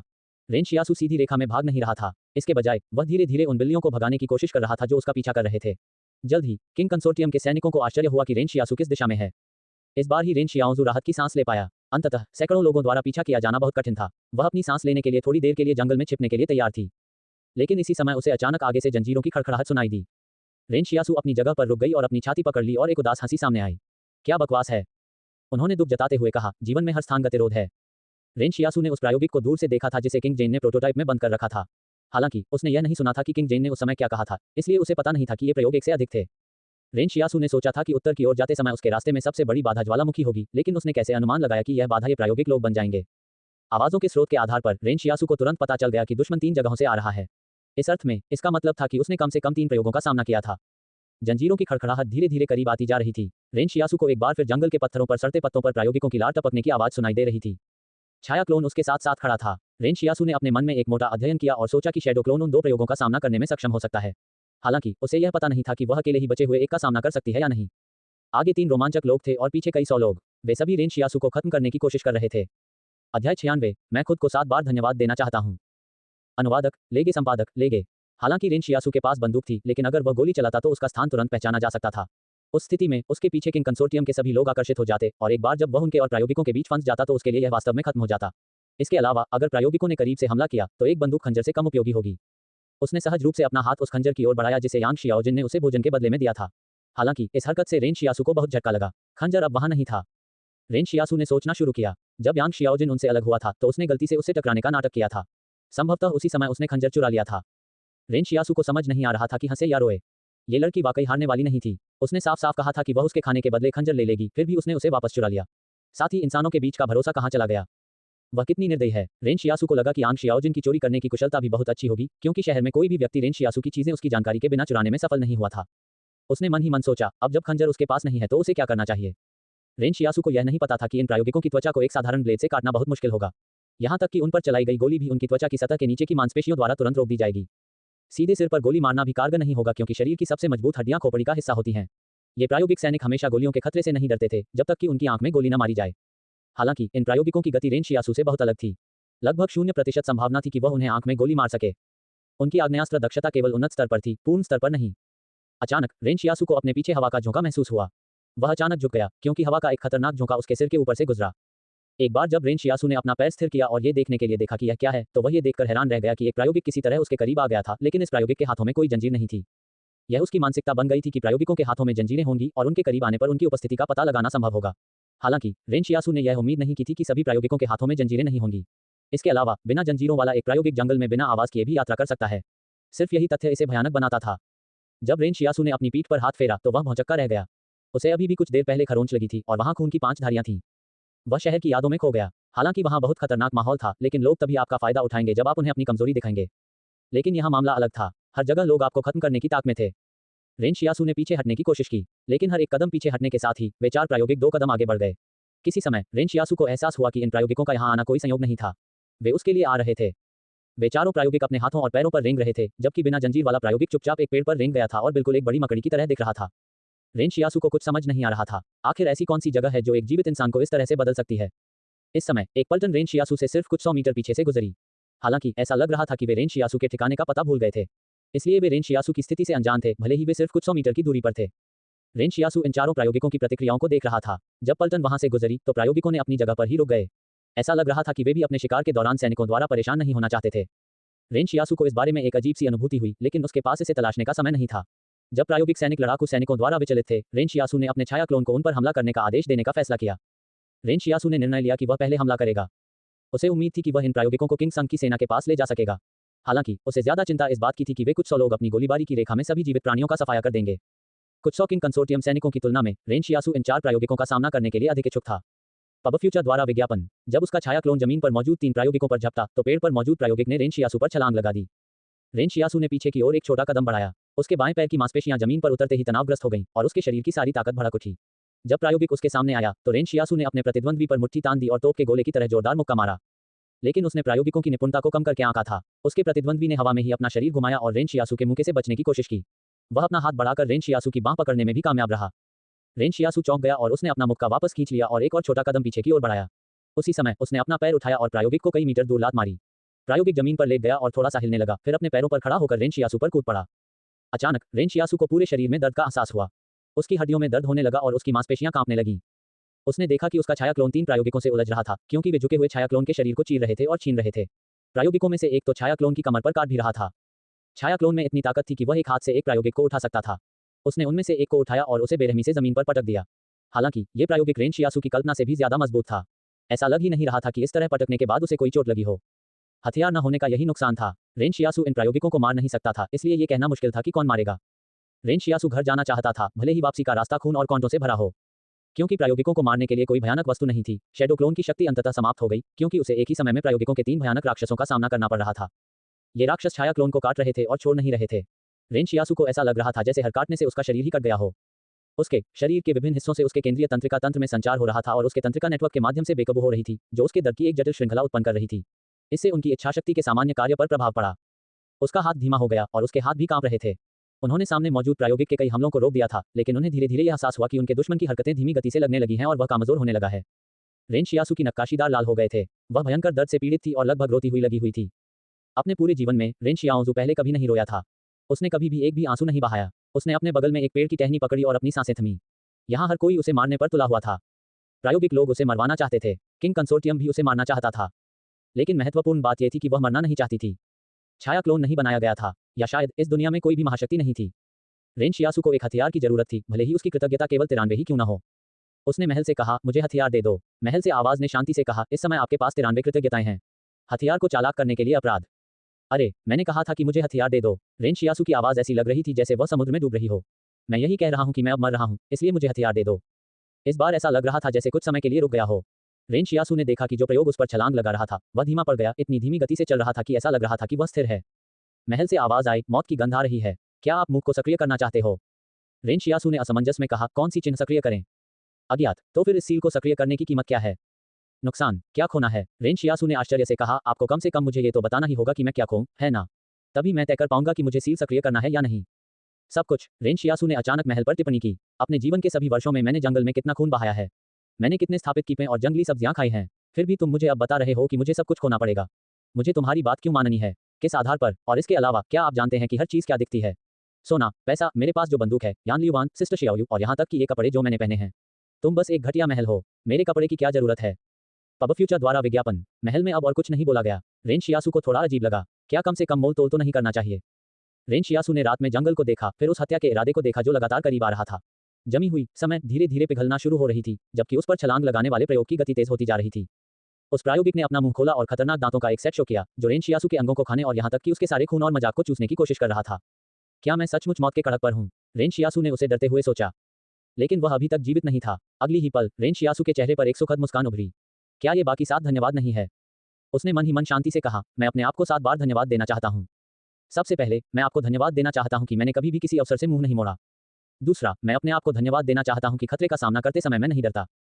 तीसरा, मैं खुद को धन्यवाद देना चाहता हूँ कि मैंने विपरीत परिस्थितियों में भी समझौता नहीं किया। चौथा, मैं मेहनत का सामना करते हुए भी अपने सिद्धांतों पर अडिग रहने के लिए खुद को धन्यवाद देना चाहता हूँ। रेन शियासू की मानसिक आवाज दिन प्रतिदिन तेज होती जा रही थी, इतनी तेज कि उसने पूरे महल को हिलाकर रख दिया। पांचवां, मैं खुद को धन्यवाद देना चाहता हूँ कि मैं कभी पाखंडी नहीं रहा। उसी क्षण रेन शियासू ने अपने दिल की धड़कन को ढोल की तरह जोर से धड़कते हुए सुना। छोटी बात, मैं हमेशा स्पष्ट सोच रखता हूँ और कभी भी छोटी बात न करने के लिए खुद को धन्यवाद देना चाहता हूँ। उसने फिर से हवा की आवाज सुनी जो उसकी त्वचा से टकरा रही थी। शहर के शोधकर्ता जो रिसर्च लैब के अंदर थे, उन्होंने अचानक अपना सिर उठाया। उन्होंने उत्तर दिशा में एक बहुत बड़ी ऊर्जा उछाल देखी जो उगते सूरज की तरह लग रही थी। रेन शियासू ने शांति और दृढ़ता से कहा, 7वीं बात, मैं हमेशा अपना सिर ऊंचा रखने और जीवन की हर चुनौती का सामना करने के लिए खुद को धन्यवाद देना चाहता हूँ। महल से आई आवाज कुछ पल के लिए खामोश रही और फिर बोली, रेन शियासू से आभार प्राप्त हुआ, जोड़ 7। आपको हथियार अनलॉक करने के अधिकार प्राप्त हुए हैं। अनलॉक की पुष्टि करें। अनलॉक करो। रेन शियासू दहाड़ा। अचानक ऐसा लगा जैसे समय पर लगा ताला पिघल गया हो। रेन शियासू चुपचाप देखता रहा कि उसके सामने मौजूद प्रायोगिक व्यक्ति उस पर झपट पड़ा। उसने अपना हाथ आगे बढ़ाया और कुछ भी नहीं पकड़ा, मानो उसे कोई अकल्पनीय शक्ति मिल गई हो। अगले ही पल रेन शियासू के हाथ में एक काली कृपाण दिखाई दी। उसी क्षण रेन शियासू ने अपने दांत पीस लिए और अपनी पूरी ताकत से उसे क्षैतिज दिशा में घुमाया। उसके शरीर की मांसपेशियां बहुत जोर से धड़क रही थीं और उसके माथे की नसें लगातार धड़क रही थीं। एक कट के साथ चमड़े और त्वचा के फटने की आवाज जंगल में गूंज उठी। उस मूल रूप से क्रूर प्रायोगिक को काले कृपाण ने 2 भागों में विभाजित कर दिया। रेन शियासू क्रोधित हो गया। जीवन और मृत्यु, यही इस दुनिया में हर चीज का सार है। प्रायोगिक की आंखों में उलझन थी। ऐसा लग रहा था कि उसे समझ नहीं आ रहा था कि रेन शियासू के हाथ में तलवार कहां से आई, और न ही उसे समझ आ रहा था कि उसे खत्म करने के लिए सिर्फ एक बार ही काफी था। काली कृपाण से पीला खून बहकर सड़ते पत्तों की जमीन पर टपक रहा था। रेन शियासू ने कृपाण को ऊपर उठाया और युद्ध के मैदान की ओर देखा। किसी कारण से जब रेन शियासू ने हवा से प्रकट हुई इस कृपाण को अपने हाथों में पकड़ा, तो उसके छाया क्लोन के हाथ में भी एक अन्य कृपाण प्रकट हो गई। वह काला कृपाण और उसकी काली छाया क्लोन एक इकाई में पूरी तरह से विलीन हो गए थे। जैसे ही छाया क्लोन की कृपाण सामने आई, उससे भिड़ने वाले तीनों प्रायोगिकों ने हमला करना छोड़ दिया। लेकिन उनके लिए बहुत देर हो चुकी थी। छाया क्लोन ने अपनी कृपाण नीचे घुमाए और अपने सामने खड़े प्रायोगिक को 2 टुकड़ों में काट दिया। वह रुका नहीं, बल्कि एक कदम आगे बढ़ा और दूसरे प्रायोगिक को गर्दन से पकड़ लिया। उस प्रायोगिक को बेरहमी से जमीन पर दबाया जा रहा था और वह हिल नहीं पा रहा था। प्रायोगिकों में बहुत ताकत थी, लेकिन जब उनमें से एक को छाया क्लोन ने पकड़ लिया, तो ऐसा लगा जैसे वह मौत के कगार पर खड़ा एक असहाय जानवर हो। छाया क्लोन ने प्रायोगिक का सिर काट दिया। अंतिम बचा प्रायोगिक जंगल में भाग गया, लेकिन रेन शियासू को पता था कि वह इतनी दूर तक नहीं जा सकेगा। रेन शियासू अपनी जगह पर खड़ा था और अपने सामने रात के अंधेरे को देख रहा था। पहले जो दर्द उसने सहा था, वह अभी भी उसकी नसों को उत्तेजित कर रहा था, लेकिन ये पहली बार था जब उसने युद्ध की खुशी का अनुभव किया था। तो ये था अलौकिक प्राणी होने का अर्थ। अध्याय 97, खतरे के स्तर का पुनर्मूल्यांकन। अनुवादक, लेगे संपादक, लेगे। रेन शियासू और प्रायोगिकों के बीच लड़ाई अभी भी किंग कंसोर्टियम के लोगों को आकर्षित करने वाली थी। आखिरकार किसी भी तीव्र लड़ाई में शोर तो होता ही है। हालांकि किंग कंसोर्टियम के लड़ाकू सैनिकों ने रेन शियासू की स्थिति का पता लगाना भूल गए थे, लेकिन वे जंगल में इस दौरान अपनी खोज जारी रखे हुए थे। जब किसी को लड़ाई की आवाज सुनाई देती थी, तो सबसे पहले वह संचार चैनल पर आदेश भेजता था कि सभी लोग एकत्र हो जाएं। चुंबक की ओर आकर्षित होने वाली काली लोहे की रेत की तरह जूमान के नेतृत्व वाली किंग कंसोर्टियम की लड़ाकू टुकड़ियां घटनास्थल की ओर तेजी से बढ़ीं। लेकिन उन्हें निराशा हुई, क्योंकि जब तक वे युद्ध स्थल पर पहुंचे, तब तक लक्ष्य पहले ही जा चुका था। शुरुआत में जू जियांचू को रेन शियासू समझने की बात तो दूर, अब तो वे जू जियांचू को पहचानना भी भूल चुके थे। इससे जूमान बेहद उदास हो गई। कुछ वर्ष बीत चुके थे, लेकिन ये पहली बार था जब जूमान को अपने मिशन को पूरा करते समय इतनी अप्रत्याशित चीजों का सामना करना पड़ा था। जूमान बड़ी मुश्किल से जंगल के अंदर आगे बढ़ा। वे सड़ते हुए पत्तों और टहनियों को रौंदते हुए बहुत शोर मचा रहे थे। जूमान ने अपना सुरक्षात्मक चश्मा उतारा और चारों ओर देखा, फिर अचानक उसकी सांस फूल गई। उसने आगे कई प्रायोगिकों की लाशें देखी जिन्हें किसी नुकीली चीज से टुकड़े टुकड़े कर दिया गया था। जमीन पर बिखरे इन प्रायोगिकों के हल्के पीले रंग के खून को वास्तव में नहीं देखा जा सकता था, लेकिन टूटे हुए शरीरों ने सभी को बहुत चौंका दिया। जूमान ने कहा, शरीर के अंगों को इकट्ठा करो और उन्हें एक साथ रखो ताकि पता चल सके कि युद्ध में कितने प्रायोगिक सैनिकों ने लड़ाई लड़ी थी। जूमान के अनुमान के अनुसार जू जियांचू का सामना पीछे हटने के तुरंत बाद इन प्रायोगिकों से हुआ होगा। उसके बाद युद्ध हुआ। इस समय तक सैनिकों ने प्रायोगिकों की लाशों के टुकड़ों को उठाकर एक साथ जोड़ दिया था। पब फ्यूचर द्वारा विज्ञापन। 4 प्रायोगिक। किसी ने कहा, प्रायोगिकों में से एक का हाथ नहीं मिल सका, लेकिन ये यहीं कहीं आसपास होना चाहिए। यहाँ केवल एक ही जूते के निशान हैं। प्रायोगिक लोग नग्न थे, इसलिए हमें संदेह है कि लड़ाई में भाग लेने वाले मनुष्यों की संख्या सिर्फ जू जियांचू ही होनी चाहिए, किसी ने विश्लेषण किया। जूमान ने सिर हिलाया। उसने खुले संचार चैनल पर बात की, बॉस, हमें जू जियांचू की शक्ति का पुनर्मूल्यांकन करना पड़ सकता है। उसने अकेले ही 4 प्रायोगिकों को मार डाला। जूमान ने जमीन पर एक पत्ते को देखा और आगे कहा, लेकिन जू जियांचू भी घायल है। यहाँ उसके खून के निशान हैं। किंग जेन स्पॉटलाइट के फोकस से बाहर खड़ा था। जगह दिन की तरह उजली थी और उसने कहने से पहले बहुत देर तक सोचा, 4 प्रायोगिकों से मुकाबला करना और उन सभी को मार डालना वाकई काफी चौंकाने वाला है। जू जियांचू की खतरे की रेटिंग को बी तक अपग्रेड करें। रिकॉर्ड में दर्ज करने के लिए जू जियांचू के खून का नमूना वापस लाना याद रखें। रोज जूमान ने अपने आसपास के लोगों से जमीन पर पड़े पत्ते से खून के नमूने सुरक्षित रखने की व्यवस्था की। इस युग में रक्त में निहित डीएनए अत्यंत महत्वपूर्ण था। किंग जेन ने अपने हाथ पीछे मोड़ लिए थे। वह अपनी जगह पर खड़ा था और सोच रहा था, जू जियांचू और यांग शियाओजिन दोनों ही सामने आ गए हैं। लुओ शिन्यू ने भी खुद को सबोटल सिंडिकेट का हिस्सा बताया है। लेकिन रेन शियासु के बारे में क्या आप में से किसी ने रेन शियासु को देखा है? वे नहीं जानते थे कि रेन शियासु ने जू शियांचू को बलि का बकरा बनाने में सफलता प्राप्त की थी। जिस अलौकिक प्राणी को वे बी क्लास का खतरा समझ रहे थे, वह वास्तव में रेन शियासु था। बी क्लास खतरा होने की अवधारणा क्या थी? सभी अलौकिक प्राणी जिन्हें बी क्लास खतरा के रूप में चिन्हित किया गया था, उन्हें बेहद खतरनाक लोग माना जाता था। जूमान ने कम्युनिकेशन चैनल पर जवाब दिया, हमने रेन शियासु को नहीं देखा। यह संभव हो सकता है कि वह हमारे द्वारा निर्धारित परिधि में आया ही न हो। यह संभव हो सकता है। किंग जेन ने सिर हिलाया। यदि वे लक्ष्यों के अपने प्रारंभिक आकलन पर वापस जाते, तो रेन शियासु सिर्फ एक महत्वहीन एफ क्लास खतरा होता। उस स्थिति में यह बिल्कुल सामान्य बात होगी कि उसने किंग कंसोर्टियम द्वारा स्थापित परिधि को खोजने के बाद पीछे हटने का विकल्प चुना था। लियू बू ने यह भी उल्लेख किया था कि रेन शियासु ने हमेशा किंग कंसोर्टियम से बचने पर जोर दिया था। किंग जेन मुस्कुराया, काश वे रेन शियासु को पकड़ लेते, ये बहुत बढ़िया होता। वह भविष्य में झांग जिंगलिन के खिलाफ सौदेबाजी का एक हथियार बन सकता था। पूरे उत्तरी सीमांत क्षेत्र में यह बात सर्वविदित थी कि झांग जिंगलिन मित्रता को बहुत महत्व देते थे। लेकिन ये कोई बड़ी बात नहीं थी, भले ही उन्होंने उसे पकड़ा न हो। चाहे वह गढ़ 112 हो या गढ़ 113, वे दोनों किंग कंसोर्टियम द्वारा नियंत्रित थे। एक बार जब रेन शियासु वापस आ गया, तो उनका किंग कंसोर्टियम अभी भी किसी भी समय उस पर अपना कब्जा करने में सक्षम होगा। जूमान ने जंगल में आगे देखा। रेन शियासु के पैरों के निशानों से पता चला कि वह ज्वालामुखी की दिशा में सीधे जा रहा था। ऐसा लग रहा था कि वह पहले ही उत्तर की ओर भाग चुका था। पब फ्यूचर द्वारा विज्ञापन। उसने पीछा करना जारी नहीं रखा। युद्ध स्थल पर खून के धब्बों को देखकर लगता है कि जू जियांचू को ज्यादा चोट नहीं लगी होगी। अगर वे उसका पीछा करते भी रहे तो बहुत देर हो चुकी होगी। हालांकि शूमान को यह बात बहुत हैरान कर गई। जिस दिन इतने सारे सैनिकों ने सिर्फ एक प्रायोगिक सैनिक का सामना किया, उस दिन उनके 3 सैनिक मारे गए थे जबकि अन्य 13 घायल हो गए थे। लेकिन अब कोई ऐसा था जो अकेले ही 4 प्रायोगिक सैनिकों को मार सकता था। इसके अलावा इन सभी प्रायोगिकों के घाव बहुत समान थे। उन्होंने पहले भी इसका परीक्षण किया था और पाया था कि प्रायोगिकों की त्वचा को चीरने के लिए एक अत्यंत तेज लड़ाकू चाकू को भी बहुत ताकत से चलाना होगा। इस जू जियांचू का रहस्य किसी की कल्पना से कहीं ज्यादा गहरा था। जूमान ने पहले ही इस मामले के लिए गढ़ 113 की निजी सेना के उच्च प्रबंधन को जवाबदेह ठहराने का फैसला कर लिया था। उन्हें कैसे नहीं पता था कि उनके अपने रैंक में एक ऐसा भयानक अलौकिक प्राणी था। इस समय जू जियांचू को अभी भी इस बात का अंदाजा नहीं था कि उसे किन परिणामों का सामना करना पड़ेगा। रेन शियासु और यांग शियाओजिन के विपरीत, वह वास्तव में वह व्यक्ति था जिसने किंग कंसोर्टियम के संचालन की परिधि में सेंध नहीं लगाई थी। जू जियांचू ये जानना चाहता था कि जिन पहाड़ों में क्या हो रहा है। लेकिन शुरुआत में ही अंदर घुसने में नाकाम रहने के बाद उसने सोचा कि एक बार अंदर घुसने के बाद वह बाहर नहीं निकल पाएगी। अंत में उसने किनारे के चारों ओर घूमने और गढ़ 112 की ओर जाने का फैसला किया। उसने कहा कि वह अपने गंतव्य की ओर तेजी से बढ़ते हुए अपने छाया क्लोन को पूरे रास्ते अपने साथ ले जाने को कहेगी।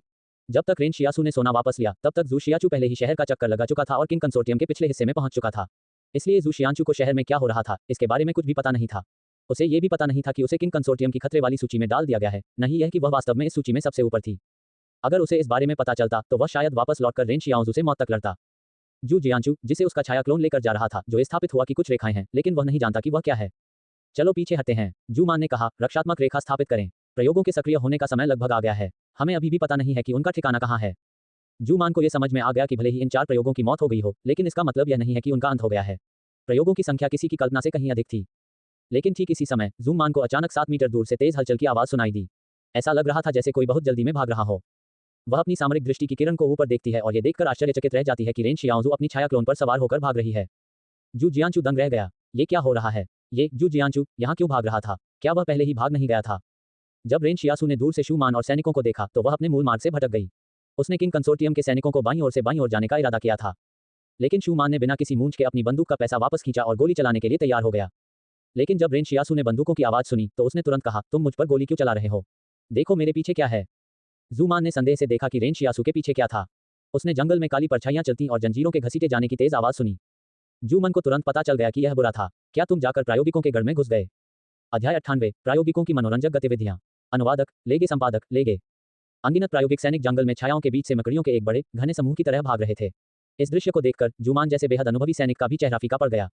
जूमान जैसे व्यक्ति के लिए जो परिस्थिति को समझ सकता था, वह तुरंत समझ गया कि जू जियांचू गलती से प्रायोगिक लोगों के मौजूदा ठिकाने में चला गया था। यही कारण था कि उसने उन सभी को आकर्षित किया। जिन्होंने ऐसा नहीं किया, वे तो यही सोचेंगे कि रेन शियासू ने बैकअप के लिए फोन किया था और बदला लेने के लिए वापस आ गया था। लेकिन इसकी वजह से जूमान जू जियांचू की पहचान को और भी पुख्ता कर सकता था। आखिरकार, जैसा कि लियू बू ने कहा था, जू जियांचू ने एक बार अपने छाया क्लोन का इस्तेमाल खुद को ले जाने के लिए किया था। यह इतना आसान और आरामदायक था। ईमानदारी से कहें तो रेन शियासू ने भी यह उम्मीद नहीं की थी कि लियू बू किसी तरह उसकी पहचान छिपाने में उसकी मदद करेगी और यहां तक कि निस्वार्थ भाव से अपनी जान देकर इसकी कीमत चुकाएगी। वे प्रयोगकर्ता उन्माद में रेन शियासू का पीछा कर रहे थे। जब वे जमीन पर भाग रहे थे तो उनकी लार हर जगह उड़ रही थी। जब जूमान ने यह देखा तो सबसे पहले उसने संचार चैनल पर आवाज लगाई, ध्यान दें, शहर के आसपास के सभी लोग एक रक्षात्मक रेखा स्थापित करें। जंगल में किंग कंसोर्टियम के बहुत से सैनिक थे, जिनकी संख्या कई सौ तक थी। लेकिन ऐसा लग रहा था कि प्रायोगिक सैनिक उनसे भी ज्यादा थे। लेकिन इस समय जूमान ने शहर में मौजूद लोगों को सुरक्षा रेखा स्थापित करने के लिए सूचित किया था, बजाय इसके कि वे यहां आए लोगों को खाली करने का आदेश जारी करें। पब फ्यूचर द्वारा विज्ञापन। जूमान ने कम्युनिकेशन चैनल पर कहा, साइट पर मौजूद सभी यूनिट्स अपने प्लाटून के आदेशों के अनुसार बचाव और फायरिंग के लिए अपने निर्धारित पदों पर रहें। हमें उन लोगों के लिए कुछ समय खरीदना होगा जो अभी भी शहरी क्षेत्र में हैं। रेन शियासू पागलों की तरह भाग रहा था। उसने देखा कि किंग कंसोर्टियम के सैनिक अपनी जगह पर रुक गए और घुटनों के बल बैठकर गोली चलाने की मुद्रा में आ गए। किसी अन्य रक्षात्मक किलेबंदी के बिना उन्होंने अपने शरीर को ढाल के रूप में इस्तेमाल करना शुरू कर दिया। रेन शियासू की गति, जब उसका छाया क्लोन उसकी पीठ पर सवार था, प्रायोगिकों की गति से कहीं अधिक थी। इस प्रकार, जब किंग कंसोर्टियम के सैनिकों ने गोलीबारी शुरू की तो वह सफलतापूर्वक अपने प्रारंभिक प्रक्षेपवक्र से अलग हो गया और उनकी गोलीबारी की रेखा में फंसने से बच गया। हालांकि रेन शियासू को दिल से झटका लगा। तो क्या यह एक संगठन के लड़ाकू सैनिकों और एक निजी सेना के सैनिकों के बीच का अंतर था? एक संगठन के लड़ाकू सैनिक वास्तव में अपने भाइयों के लिए अधिक समय पाने के लिए अपने जीवन और सुरक्षा का बलिदान कर देंगे। उस सूट पहने हुए युवक में ऐसा क्या था कि वह इस तरह की सेना का नेतृत्व कर सकता था? वास्तव में रेन शियासू ने संगठन के लड़ाकू सैनिकों के बारे में बहुत अधिक सोचा था, या यूं कहें कि किंग जेन की कमान के तहत सैनिकों ने रेन शियासू को यह गलत धारणा दी थी कि संगठन से जुड़े सैनिक बहुत एकजुट और डरावने होते हैं। सच्चाई ये थी कि किंग जेन के अधीन सेवा करने वाले ये सैनिक वास्तव में संगठन की सभी सेनाओं में सर्वश्रेष्ठ माने जाते थे। शूमान एक बहुत ही लड़ाकू योद्धा था, लेकिन इसका मतलब यह नहीं था कि वह मरने से नहीं डरता था। युद्ध में सबसे महत्वपूर्ण गुणों में से एक था समग्र स्थिति की समझ, ताकि सही निर्णय लिया जा सके। वह ये बात समझता था, अगर वह शहर में रहने वालों के लिए समय बचाने के लिए रुकता तो बहुत संभव था कि वह मर जाता। लेकिन अगर वह पीछे हट जाता तो शहर में उसके साथियों के पास स्थिति के लिए तैयार होने के लिए पर्याप्त समय नहीं होता और परिणामस्वरूप और भी अधिक लोग मारे जाते। किंग जेन ने पहले ही सैनिकों को सुरक्षा को मजबूत करने का आदेश दे दिया था, जैसे कि साधारण बंकरों और बाड़ों का निर्माण करना, जो सभी आवश्यक थे। लेकिन शूमान को अच्छी तरह पता था कि उन्होंने जिन पर्वतों में प्रायोगिकों की संख्या का गलत अनुमान लगाया था, उनकी जानकारी के अनुसार यहाँ लगभग 100 या उससे ज्यादा प्रायोगिक ही होने चाहिए। पायरो कंपनी की अनुसंधान प्रयोगशाला के रिकॉर्ड में उस समय केवल 87 जीवित नमूने ही दर्शाए गए थे। क्या ऐसा हो सकता है कि पायरो कंपनी ने जानबूझकर यह झूठी जानकारी लीक की हो ताकि किंग कंसोर्टियम को जाल में फंसाया जा सके, क्योंकि वे इस शोध प्रयोगशाला को फिर से शुरू करने में असमर्थ थे? महत्वपूर्ण बात यह है कि किंग जेन ने पिछले 2 सालों में पायरो कंपनी के कई लोगों को मार डाला था। बेशक किंग जेन भी मूर्ख नहीं था, उसने यहाँ पहले से तय की गई संख्या से कई गुना ज्यादा लोगों को लाया था। किंग जेन ऐसी जगह पर मरने वाला नहीं था। जूमान को किंग जेन की सुरक्षा की चिंता नहीं थी, बल्कि स्ट्रॉन्गहोल्ड 112 की लड़ाकू ब्रिगेड को होने वाले भारी नुकसान की चिंता थी। इस समय जूमान का खुला संचार चैनल लाइव था। ऐसे में वह किंग जेन की शांत आवाज को अपने हेलमेट में बोलते हुए सुन सकता था, जाओ और उन्हें बचाओ, फिर धीरे धीरे शहर के किनारे पर वापस जाओ। मैं इसके लिए तैयार था। जूमान ने राहत की सांस ली। उसने सामरिक संचार चैनल पर कहा, लाइन पर बने रहो, जल्द ही सुदृढ़ीकरण यहां आ जाएगा। पब फ्यूचर द्वारा विज्ञापन। अगर वे लंबे समय तक बचाव कर पाते तो वे नहीं मरते, या कम से कम उनमें से अधिकांश नहीं मरते। यदि यह संगठन का कोई अन्य बड़ा व्यक्ति होता तो उनकी पहली प्रतिक्रिया संभवतः यहां अकेली लड़ाकू सेना को छोड़ देने की होती। रेन शियासू ने अराजकता का फायदा उठाते हुए किंग कंसोर्टियम की सेना की रक्षा कर रहे परिधि को पार कर लिया और उसके छाया क्लोन ने दक्षिण की ओर तेजी से दौड़ लगाई। रेन शियासू ने शुरू में सोचा था कि उसके लिए उत्तर की ओर जाना ज्यादा सुरक्षित होगा, लेकिन कौन सोच सकता था कि यह और भी ज्यादा खतरनाक होगा।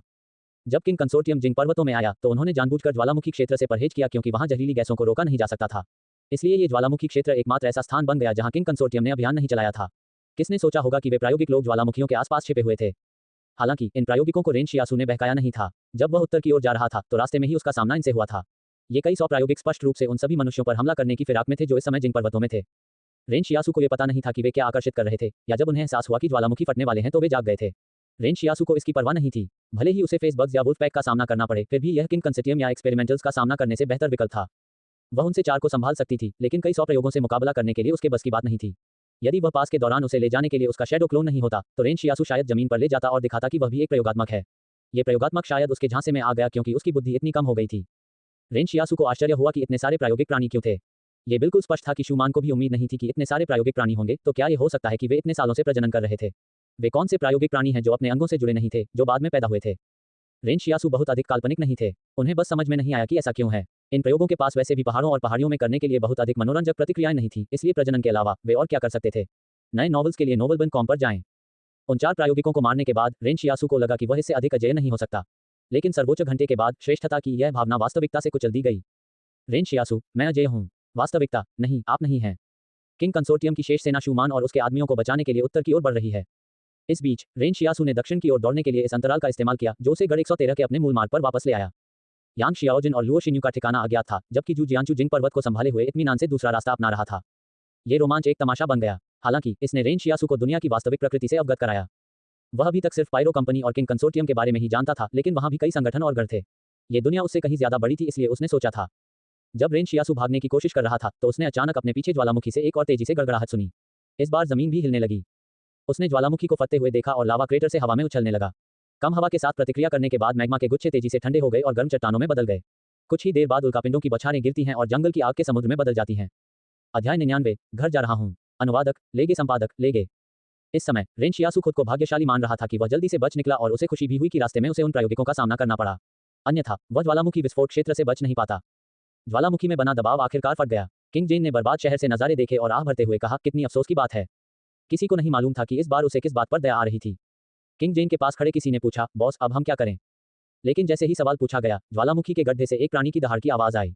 उस दहाड़ की आवाज एक पल में दर्जनों किलोमीटर दूर तक फैल गई। रेन शियासु ने आश्चर्य से पीछे देखा। ज्वालामुखी के शिखर पर उसने अचानक एक विशाल पंजे को ज्वालामुखी के गड्ढे के किनारे पर पकड़ते हुए देखा। ऐसा लग रहा था कि यह कोई ऐसी चीज थी जो बाहर निकलने की कोशिश कर रही थी। क्या वास्तव में उस ज्वालामुखी के अंदर कोई प्राणी छिपा हुआ था?